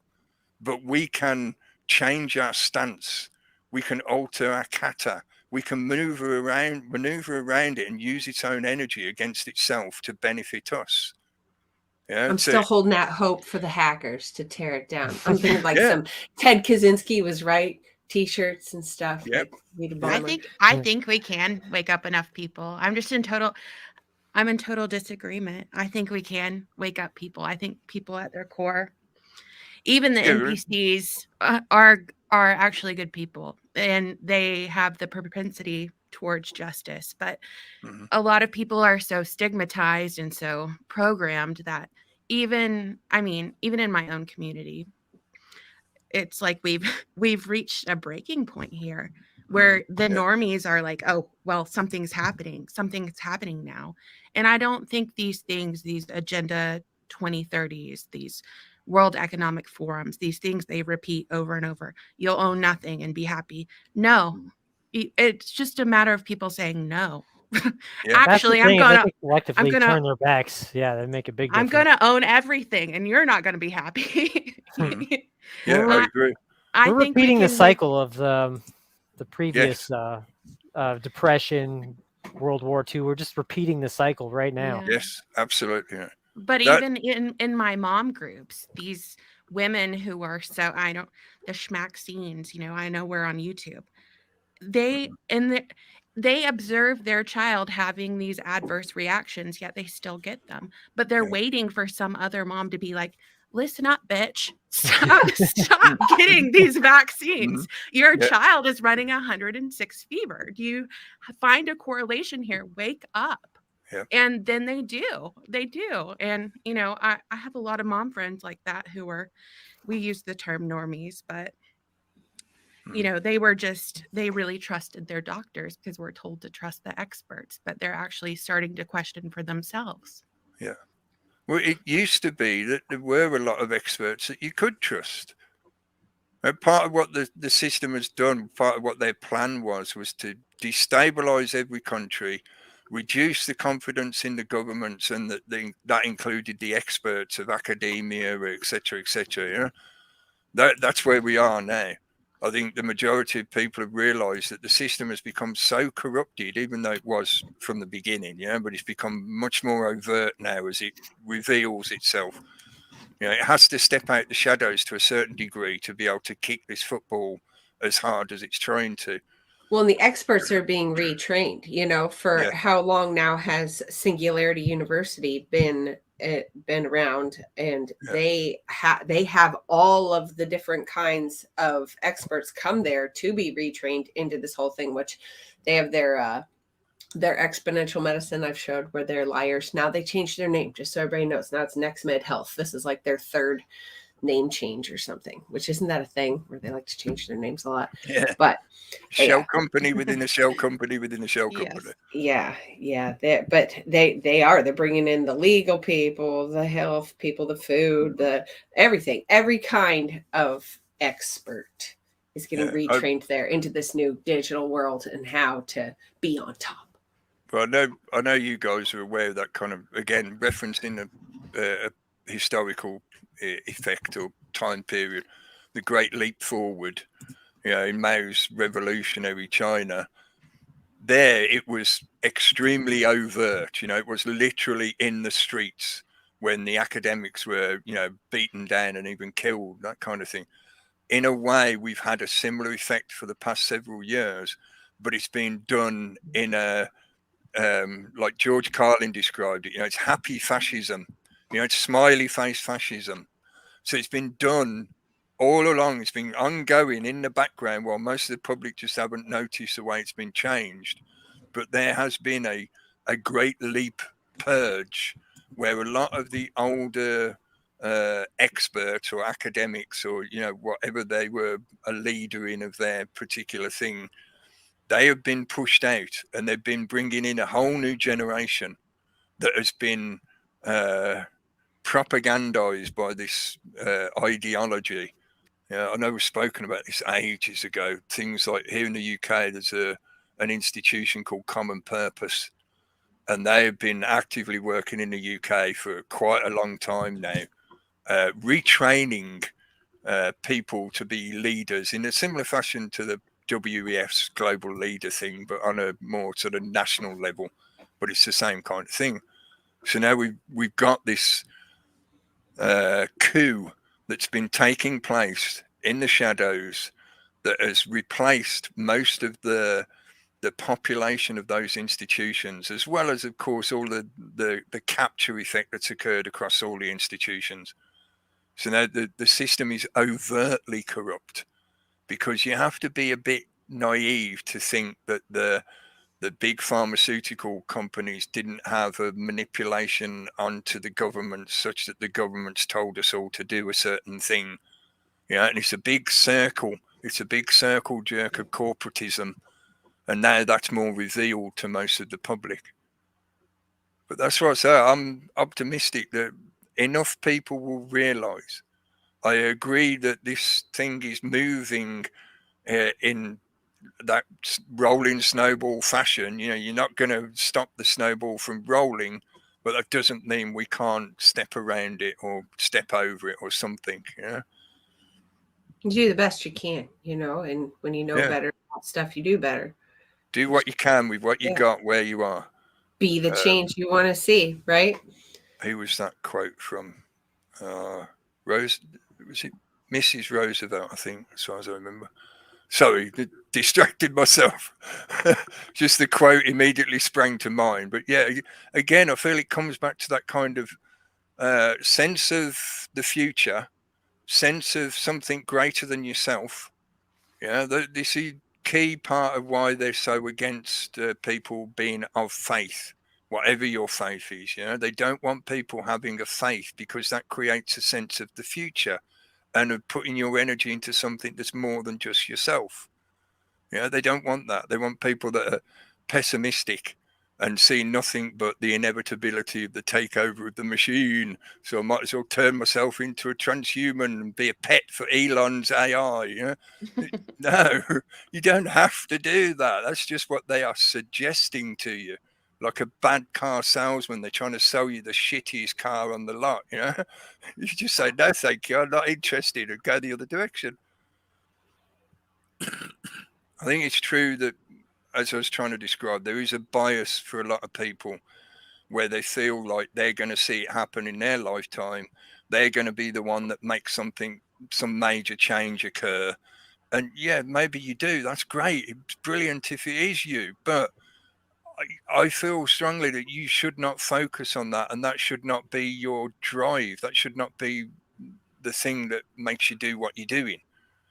If you think you're only putting your energy into this protest or resistance, or whatever you want to call it, or just trying to live a better life, you're not doing that just because you want to see this thing happen now. I think we have to be more stoic about it and say, look, it might not happen in my lifetime. It might be my children that cause this change to finally take place. It's that whole quote, men plant trees that they'll never sit under, or something like that. That's not the quote, but something like that. Yeah, exactly. Again, I think this is why they've tried to steer people into materialism, where they can be convinced that things only exist for a certain period of time and then they get reprocessed, unless, of course, our technology gives us immortality, or the denial of things like spirituality, faith, an existence beyond just what you can physically see or touch, etc., etc. They don't want people looking that direction, because that gives them a sense of the future and of optimism. And when they meet other people of like mind, that creates a unification that the system does not want, because that means it has to expend energy dealing with those people. The biggest resistance you can put up to this system is being able to get on with other people who can actually see a future for all of mankind that doesn't need this system doing what it does. If that makes sense. You often find that in religious people, because again, they've got something that gives them a sense of the future and of unity with others of a like mind. But I think we need something that's more overarching than that, more available to more people, because not everyone wants to be a particular faith, or any faith at all even. So there's nothing wrong with materialism and being able to apply scientific method to the world we see around us. Yeah, that's great, but materialism is not reality. Materialism is just a perspective for interpreting reality. Sorry, I've jumped off the cliff there with that one. Am I going too far? I can talk about the sun if you want. No, you're not going too far. You're not going far enough. Because if you Yeah. listen to Harari and those guys, they are talking about a hackable you. Yep. You are hackable now, Yeah. right? That means you have no control. They can insert something into you and they can hack you. Mhm. And to what level, and to what degree, or what's the goal there, Mhm. right? Their thinking is not human anymore. You're not a person. Your free will does not exist in their mind anymore. just They a control cog. it. It's a controllable thing. It's a manageable thing, right? You're too dumb to think for yourself, basically. That's what they're saying. So Well- here's the AI to think for you. Here's the smart device to, be smart. And most smart devices I used are not smart at all. They certainly don't make you smarter. No, but the they're- hackable human, that's a scary, future. Very. But that's what I'd ask somebody like him. If I could even bring myself to speak to him without just, doing something silly like trying to slap him or something. But anyway, I'd like to ask him, well, if that's true, mate, why do you need to create super intelligent AIs? Because if you're capable of using your technology to supposedly control all the human beings through that kind of manipulation such that they've got no free will, then you can make those human beings do whatever you want. So why do you need an AI that's more intelligent than human beings? Because it takes a really long time for the human beings to edit and manipulate and change the tiny life to do stuff, like, Yeah. and which makes the people do stuff. Like the machines, they do it all so fast. They never get it all done. He's also admitting, he's tacitly admitting that he himself is not capable of dealing with other humans. Both doubly, because both it's implying that he wants an AI to deal with you dirty humans so he doesn't have to, but also, like I say, it's a tacit admission that he's not clever enough to manipulate people in that way. He needs to create some kind of AI to do it for him. That's how incapable he is compared to other people that are alive today and have ever existed in history. Who's the Well, it's he? a Who are question we of scale, talking about? isn't it? Scale. Yuval Harari, yeah. Oh, that guy. It is about scale, right? Yeah. Yeah. It's a lot of what they rely on. When there's only a handful of you have to rely on the scale of numbers to create a shield between you and anyone that might oppose you. When you've got 10 times your number as personal guards and then 10 times that number as enforcers, it's a scalar effect.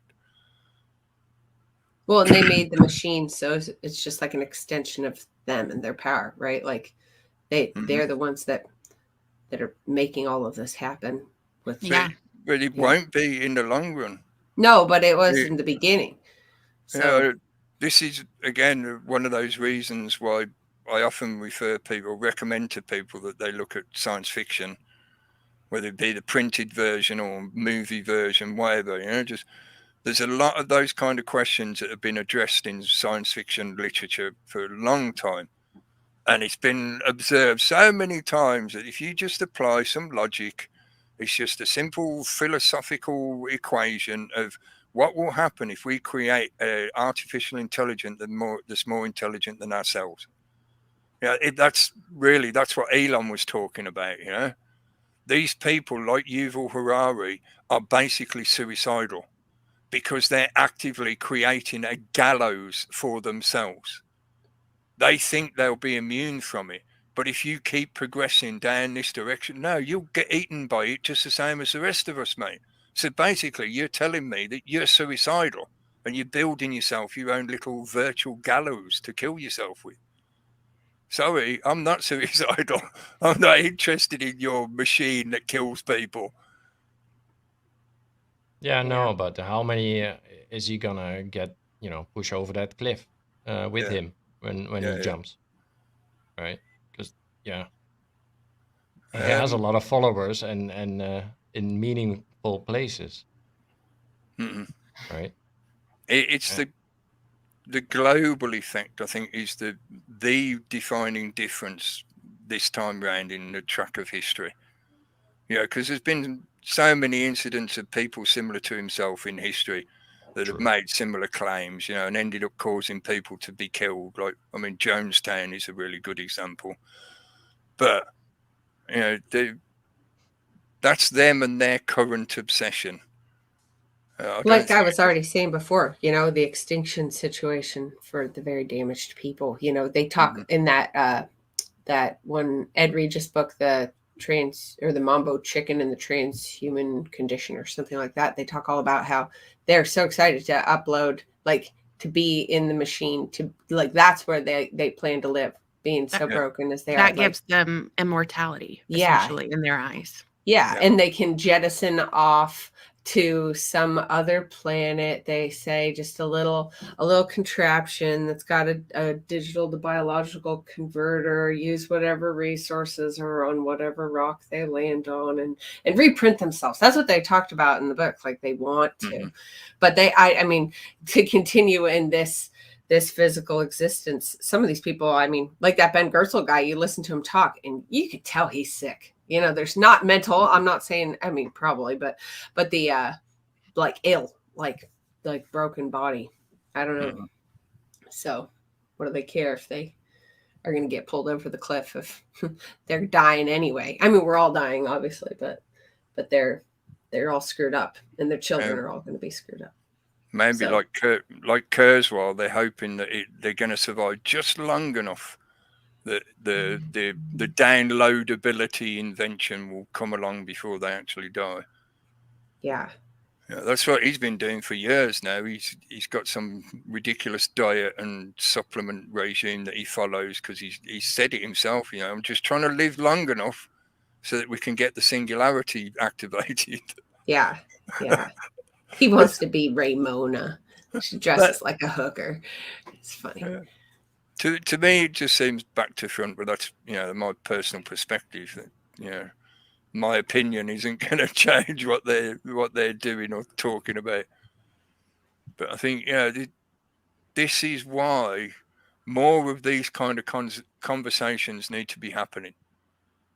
Even though I've been sort of throwing shade in terms of the digital environment, the internet environment, in that classic double-edged sword effect, you know, there are ways we can be making use of this technology in a kind of culture jamming fashion, or like, you know, hopefully getting information out to other people, to the rest of the public, even if you have to do that in subtle ways by doing it through things like satire and parody, you know, like parody songs like the Media Bear guys have been doing for years. You know, this is, I feel, where the system is absolutely wanting to centralize. And part of what centralization does is it has to restrict communication. You know, it can't have people going around willy-nilly. And as well, technocracy is obsessed with efficiency. So they have to be surveilling us all constantly. So the more we go different directions, the more we look at other ways of doing what we do without using them or their system, the better it's going to be. You know? If the system insists on centralizing, then we need to be decentralizing. And that means more people need to be having these kind of conversations, not just going onto the internet to find somebody else that's doing it already.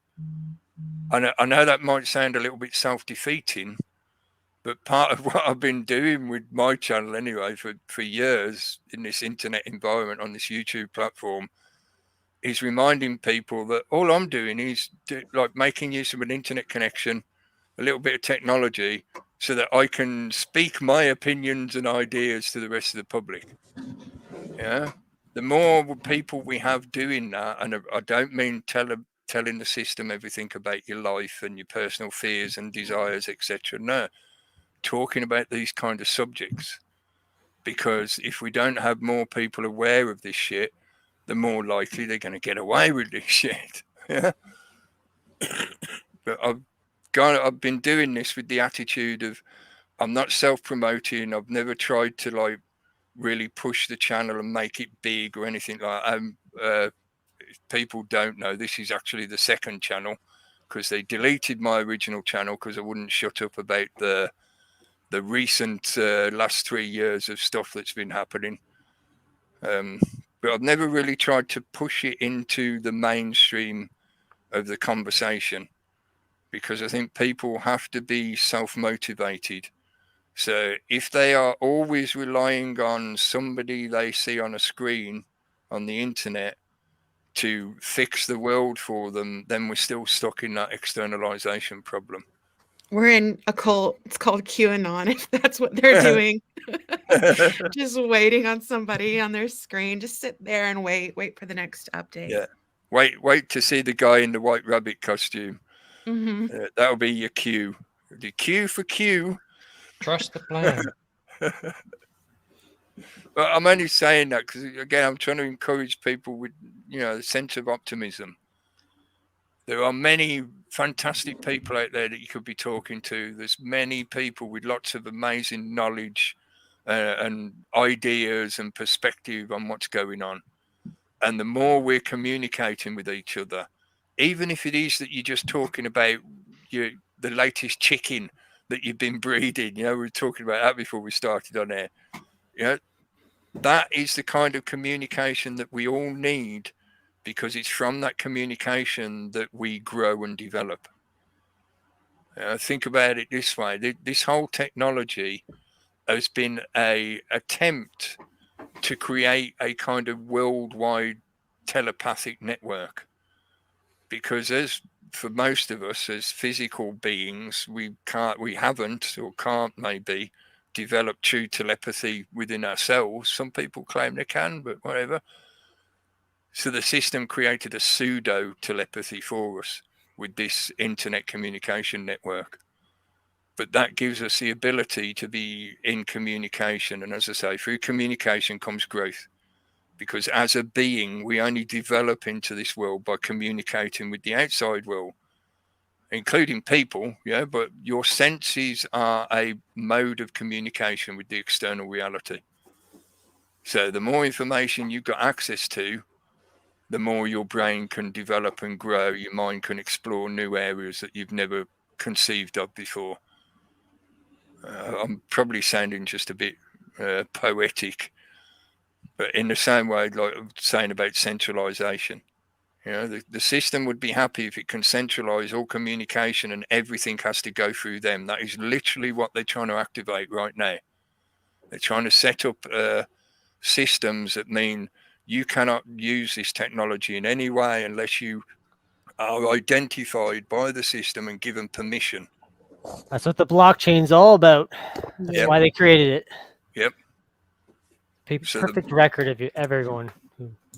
The more we do this kind of thing, the more we are creating that decentralized overgrowth. You don't overthrow the system, you overgrow it.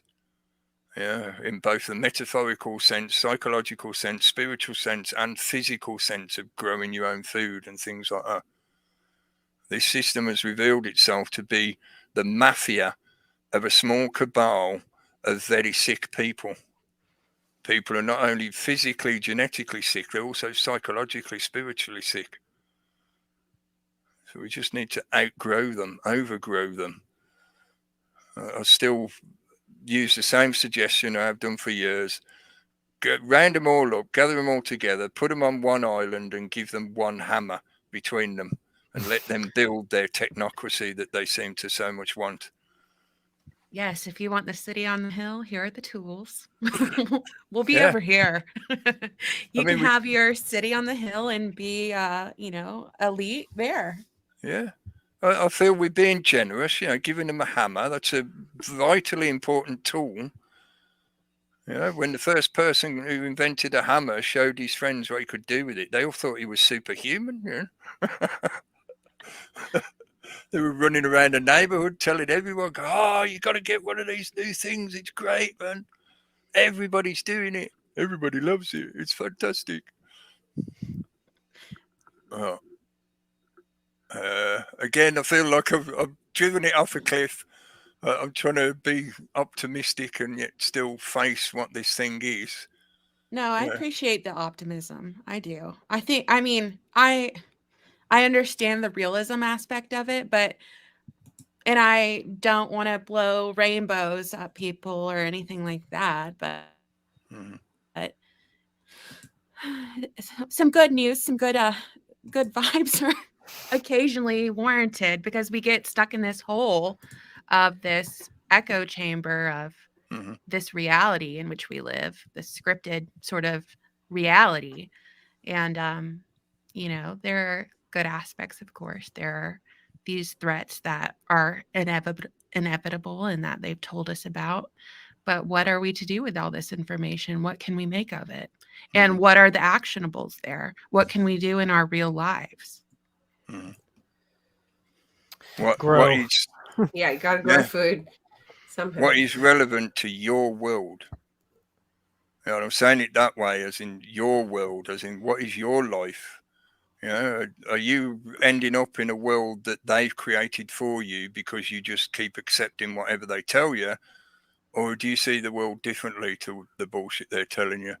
Yeah. I mean, I see the world totally differently, of course, but I mean, it was kind of rhetorical. I think the answer is different for many people. You know, not everyone Mhm. can grow their own food, but like Camille was saying, like get with your local farmers. We're gonna make propaganda for the Amish, so they're on our team. And and I think we can move forward if we have strength in our own communities. Mhm. I think those are the actionables. And like even this year, I feel I live in the middle of nowhere. You know, I live in a cabin in the middle of the woods, but been connecting with a lot of people in my own community, and they're so desperate, and desperate probably isn't the word, but they're hungry for this sort of action plan to live outside of the system, use the system to live outside of the system, but to live outside of the system. And I think that's not an anomaly here. I think that's everywhere. I think people are, but they're waiting for someone, because we're also polite, you know. We're You supposed to Canadian too? No, just kidding. I know we're you're not. supposed to well, we say yes, ma'am, and please, and you know, God bless your heart down here and stuff like that. We're just so polite, and it's like we're meant to trust this authority from the time we're very young, because the government's our babysitter. And Mhm. um I, to go ahead. I was just gonna say I live on the island of authority followers now, but at the same time, all the people that live here have the skills to survive pretty much any storm thing that happens. Like there's this thing here that whenever a storm's coming, they all rush out to get chips. They get chips because they're already prepared in every other way. So all they Like have to do is potato get chips? yeah, Potato they call them chips? storm chips. They rush up to get their storm chips, but it's because they already have all their wood, they have their generators, they're all prepared in every other aspect. Yeah, But they're yeah. huge like authority followers at the same time. It's really weird. Very weird dynamic. I think it's fair to say, or it's true to say, that authority in and of itself is not bad. You know, it's the people in that position, or the people who have either been given or have tricked their way into a position of authority. You know, it's how they utilize it, how they implement it, and what exactly they do with it, that kind of thing. So the concept of authority, the concept of experts, they're not per se bad automatically. And same with the technology, it's not bad per se, but it's how it's implemented and how it's used, and the people who have their fingers on the buttons. You know, Yeah. if you got some sensible people in positions of authority, that's great. You know, in the same way as like I know I often talk about the bullshit experts and how they've been messing everything up by putting these so-called experts on the screen in front of the public, etc. But there's also a truth, an absolute truth to the reality that if you're in certain situations, you want the person who has knowledge and experience and skill in that situation to be leading the front of the group. You know, I classically use the kind of naval analogies. You know, if you're on a ship, somebody has to be the captain, even if that's only as a titular position, as in, you know, he's the sort of the end of the line if you have any questions or queries about what's happening. But when it comes down to it, the ship really is run by the entire crew. The captain just makes suggestions about what they should be doing next, you know, and everybody relies on that captain's skill and experience and knowledge, etc. That they go, okay, yeah, we got confident that you're telling us the right thing to do. But when it comes down to it, you know, every crew can mutiny if their captain turns out to be a psychopathic arsehole that wants to control everyone and take all their stuff. You know, Herr Klaus, you will own nothing? Because no, mate, I own everything. Didn't you know? I'm fucking emperor of the universe, mate. It's about time you realise that. I've got the crowd and everything. No, I'm being silly, but hopefully you get my point. Yeah. Yeah. thought of yeah. Yep. Go ahead, I Camille. was just gonna say I thought of it another thing. If people are gonna use the computers for a little proactive, good little project, like Yeah. I subscribe to a bunch of African YouTubers, and it is like they're on the build them up slide of the tear them down. You know, they're getting big, they're giving them money. Like it's the way to make Yeah. money there, and all over the place there. And like they're getting their Netflix and they have their smart homes and all this stuff. But Mhm. people could go, there's some tiny little channels. I don't know. There's also bigger ones that they're pushing that this is a way to make a living and this is that. And it's like, no, we're over here going, no. And tell them that'd be good. There's tons of them. Don't believe the propaganda about Yeah. retraining in cyber. Yeah.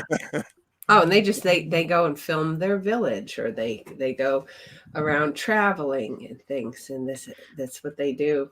They come here, like the one lady, she was just in some US city and she's filming the homeless going, oh my gosh, look what it's like in America.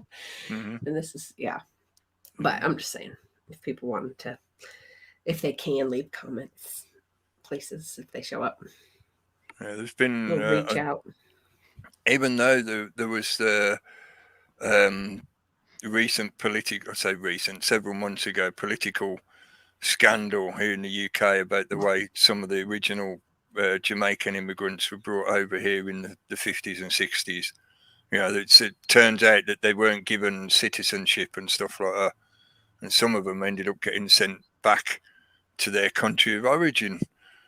You know, even though they've been living here for decades, they've got families here and everything. There seems to be more of a push towards getting the British public acclimatized to having a completely mixed population that comprises, you know, more people from Africa and the Middle East, seemingly, than anywhere else. You know, makes you wonder why people in those regions want to immigrate here. But I know that's a long-standing argument that people have been having for years there. I watched a TikTok the other day where they interviewed all these young people on the streets of London. And their main question that they were asking people was, do you think there's too many white men? And and all of them said yes. They were all like, yeah, oh yeah, absolutely. Way too many white men. Absolutely. And it makes you wonder. It does really make you wonder, doesn't it? What the push is behind all of this immigration. Because do those people in the country, I'm not talking about like war-torn countries, like that's awful, but at the same time, all of our wars are manufactured and you know, funded by bankers. But anyway, I digress. It makes you wonder what the push is behind that, and if those people in these countries actually want to come here. You know, do they actually? Because here in Georgia, in Kennesaw, which is like 15 minutes away from me, they're building this village for Afghanistani immigrants, and it's like a huge village of pods, by the way. And do those people want to come here? I wouldn't think so. And I would think by coming here, and it's not the women and children, it's just like the men of a certain age.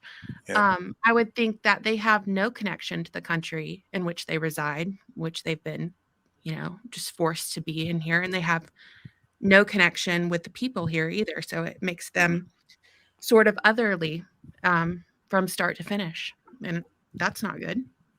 Well, it's perfect if you want to completely change the society of the United States, its identity and all that stuff. You bring in people that don't have a heritage, and then you can just rewrite everything. Yeah.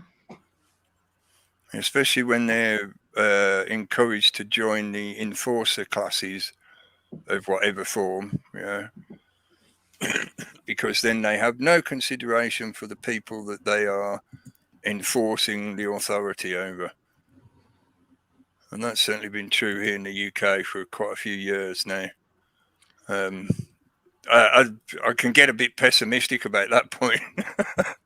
But I see the optimism angle is that there again it comes back to people refinding their sense of self. And part of that sense of self is that you come from a family that's part of a larger group, a tribal group of your ethnicity, your genetic lineage, etc., etc. I'm not talking about nationalism, because I think nationalism is where the system steps in and appropriates all of that goodness of how we work together as a team, that kind of community, tribal grouping effect. Part of what the government, the idea of government does, is it replaces what used to naturally take place within a tribal group by a genuine consensus of the people that made up that tribe. Yeah, the system steps in, has taken that over and created a replacement for it, such that now you try and remind people, when I refer to where I am here with this culture, you try to remind people about that kind of stuff. They go, yeah, I'm proud to be British, mate. I'll defend the flag. I'll stand up for the Queen and the national anthem. Yeah, but I'm British, man.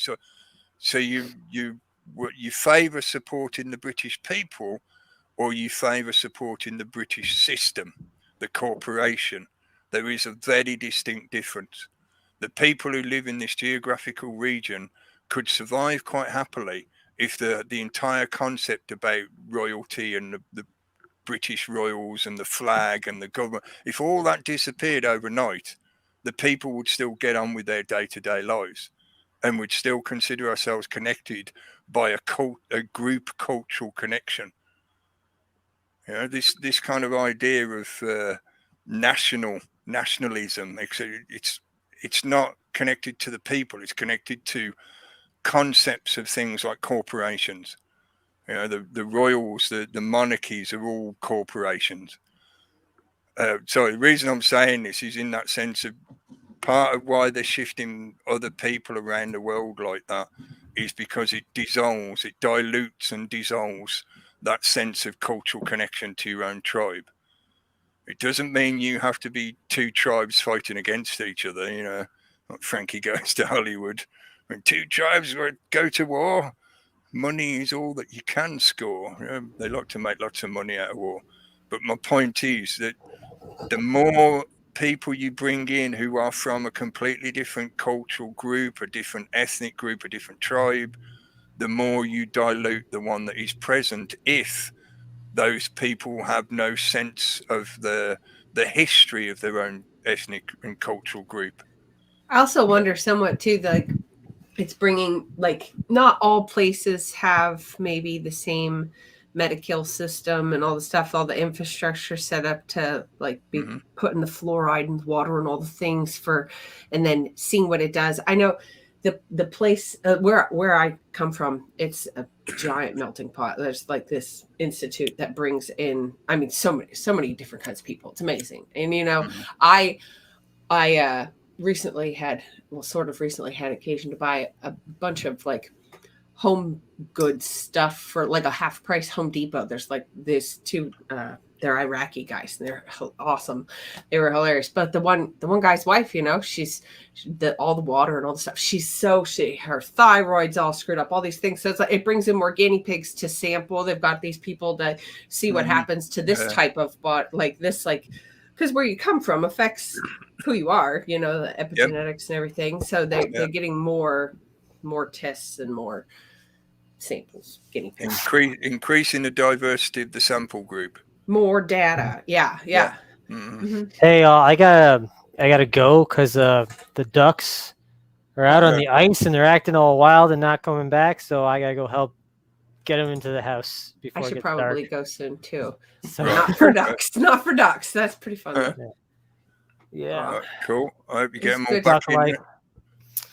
Quack. Thanks for joining in. Right? Yeah, thanks for having me. It was an awesome conversation. But yeah, I gotta go do that now. So. Okay. See you again soon. Good to talk to you, Ben. Yeah, you too. Bye, Ben. Bye-bye. See you all later. All right. Bye, y'all. Bye. Good night. For everybody watching and listening, there is a link to Anonymous's YouTube channel in the info under this video, under this live stream. There's one for Please Stop the Ride channel as well, but I haven't put one in for Really Graceful because I didn't realise. I know I was rushing to get set up again. trying to find that intro music.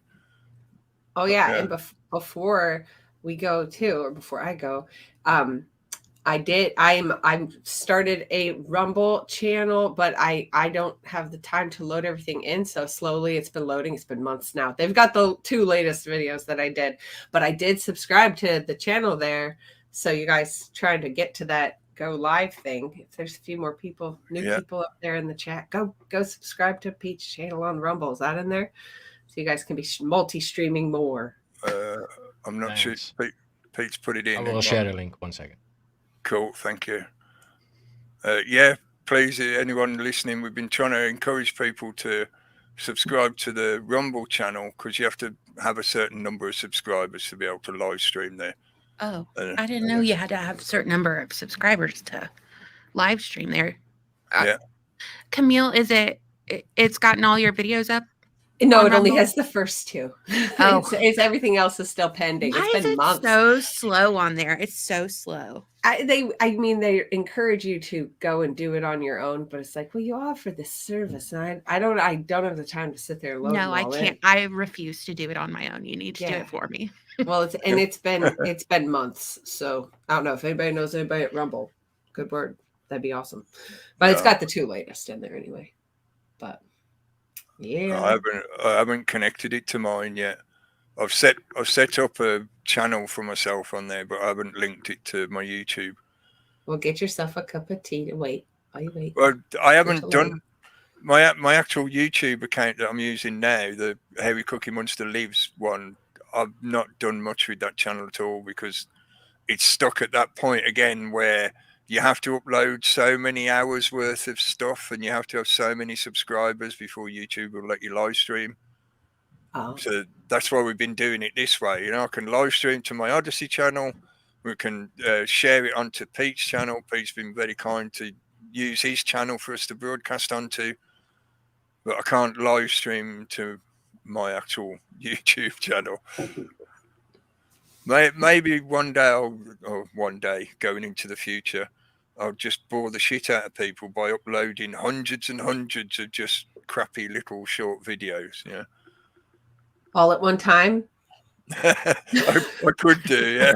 Just one after the other, just No. bombard YouTube with it. Oh. Supposedly that's the trick to accumulate the number of hours you need to be able to live stream. Because it is just a matter of they want to see that you've got a certain amount of content before they'll give you the permission. So you have to get permission to be able to talk in public. Especially when you're talking about subjects like we do. But it has been like 2.5 hours ish since we started, I think. Yeah. 2.5 hours. So if you want to wrap it up at that, I think that's a fair enough amount because I know people's attention starts to drift once you get up to around 3 hours. I like listening to the long broadcasts and stuff, but I think it reaches a conclusion after about 3 hours, and it can often drift off into, you know. You just remember when Jeff used to make 7-hour live streams? Yeah. That was when I ended up, I tried to keep up with it, but I couldn't. I ended up watching them in chunks. So I would always ask, I'm like, how do you even have anything to talk about for 7 hours? I max out at 3 minutes exactly. And then I'd be like, I had so many questions. Like, you don't have to get up to pee, nothing. That was what the video clips were for bathroom breaks. Yeah. Yeah, or you put a music track on. Yeah. I decided it'd probably be better to not put any music in this for now. I'm just worried I don't want to tempt the algorithm to be upset with us any more than it may already be. So I won't play any music. But yeah, that's what I often do. Play a music track and I'll run to the loo in between. Some of those shows, there's a lot of music. Yeah.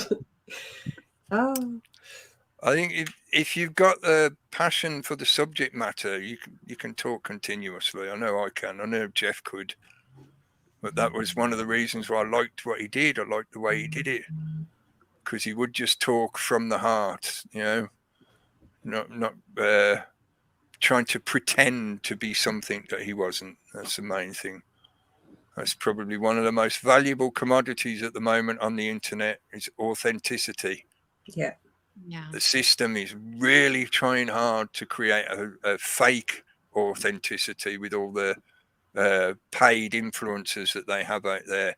Well, But- and then what it rewards, like even on my end, there is certainly a distinction in what the system values and wants to promote and what they don't want you to talk about at all.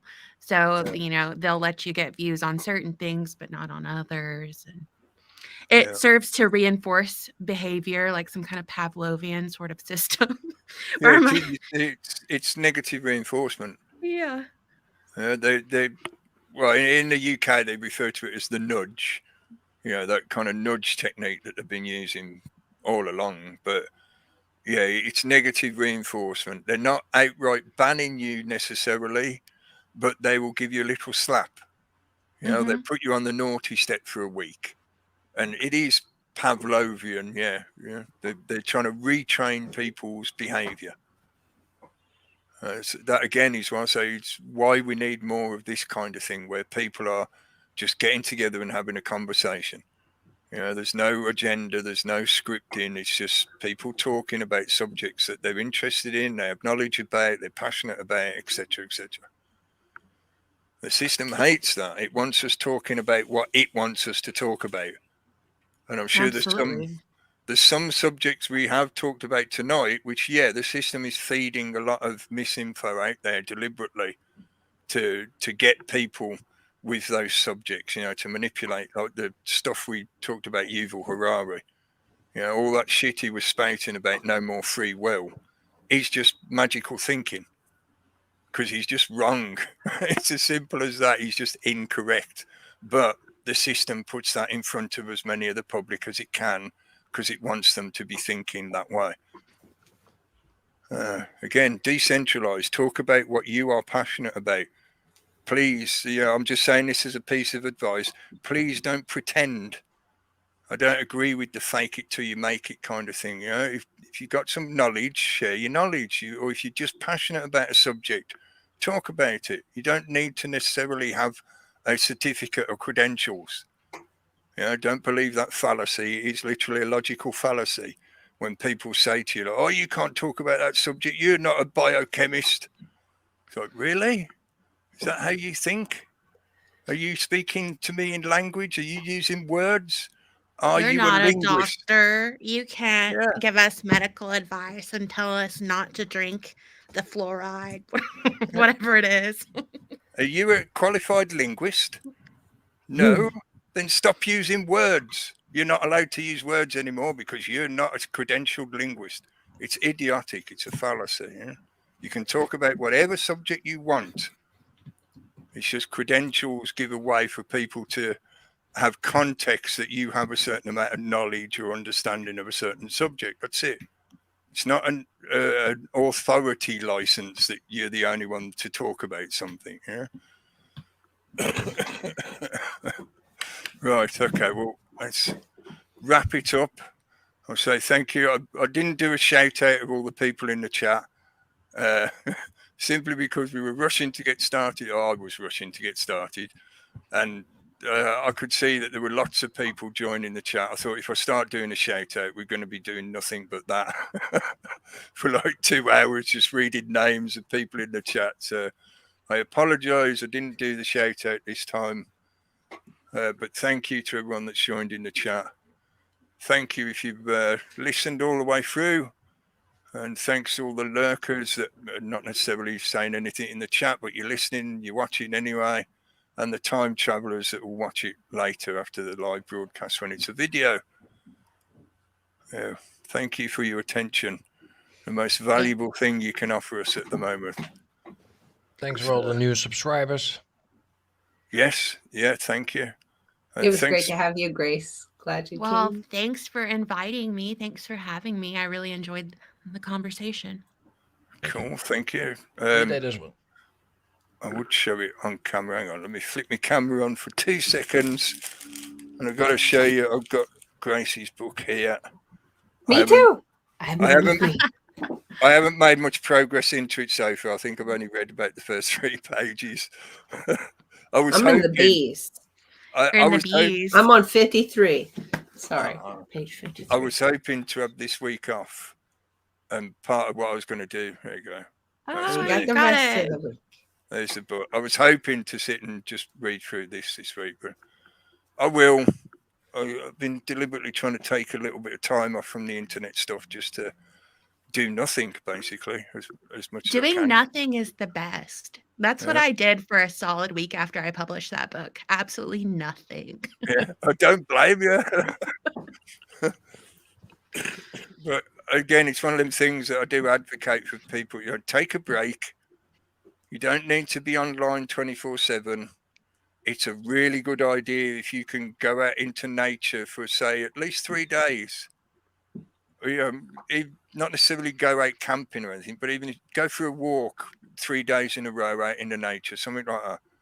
And that helps cleanse all the shit out of your psyche. Gives you an opportunity to digest all the information that you've just had saturated into your brain and feed on the good stuff and excrete the crappy stuff. Because your brain works very similar to the way your gut works.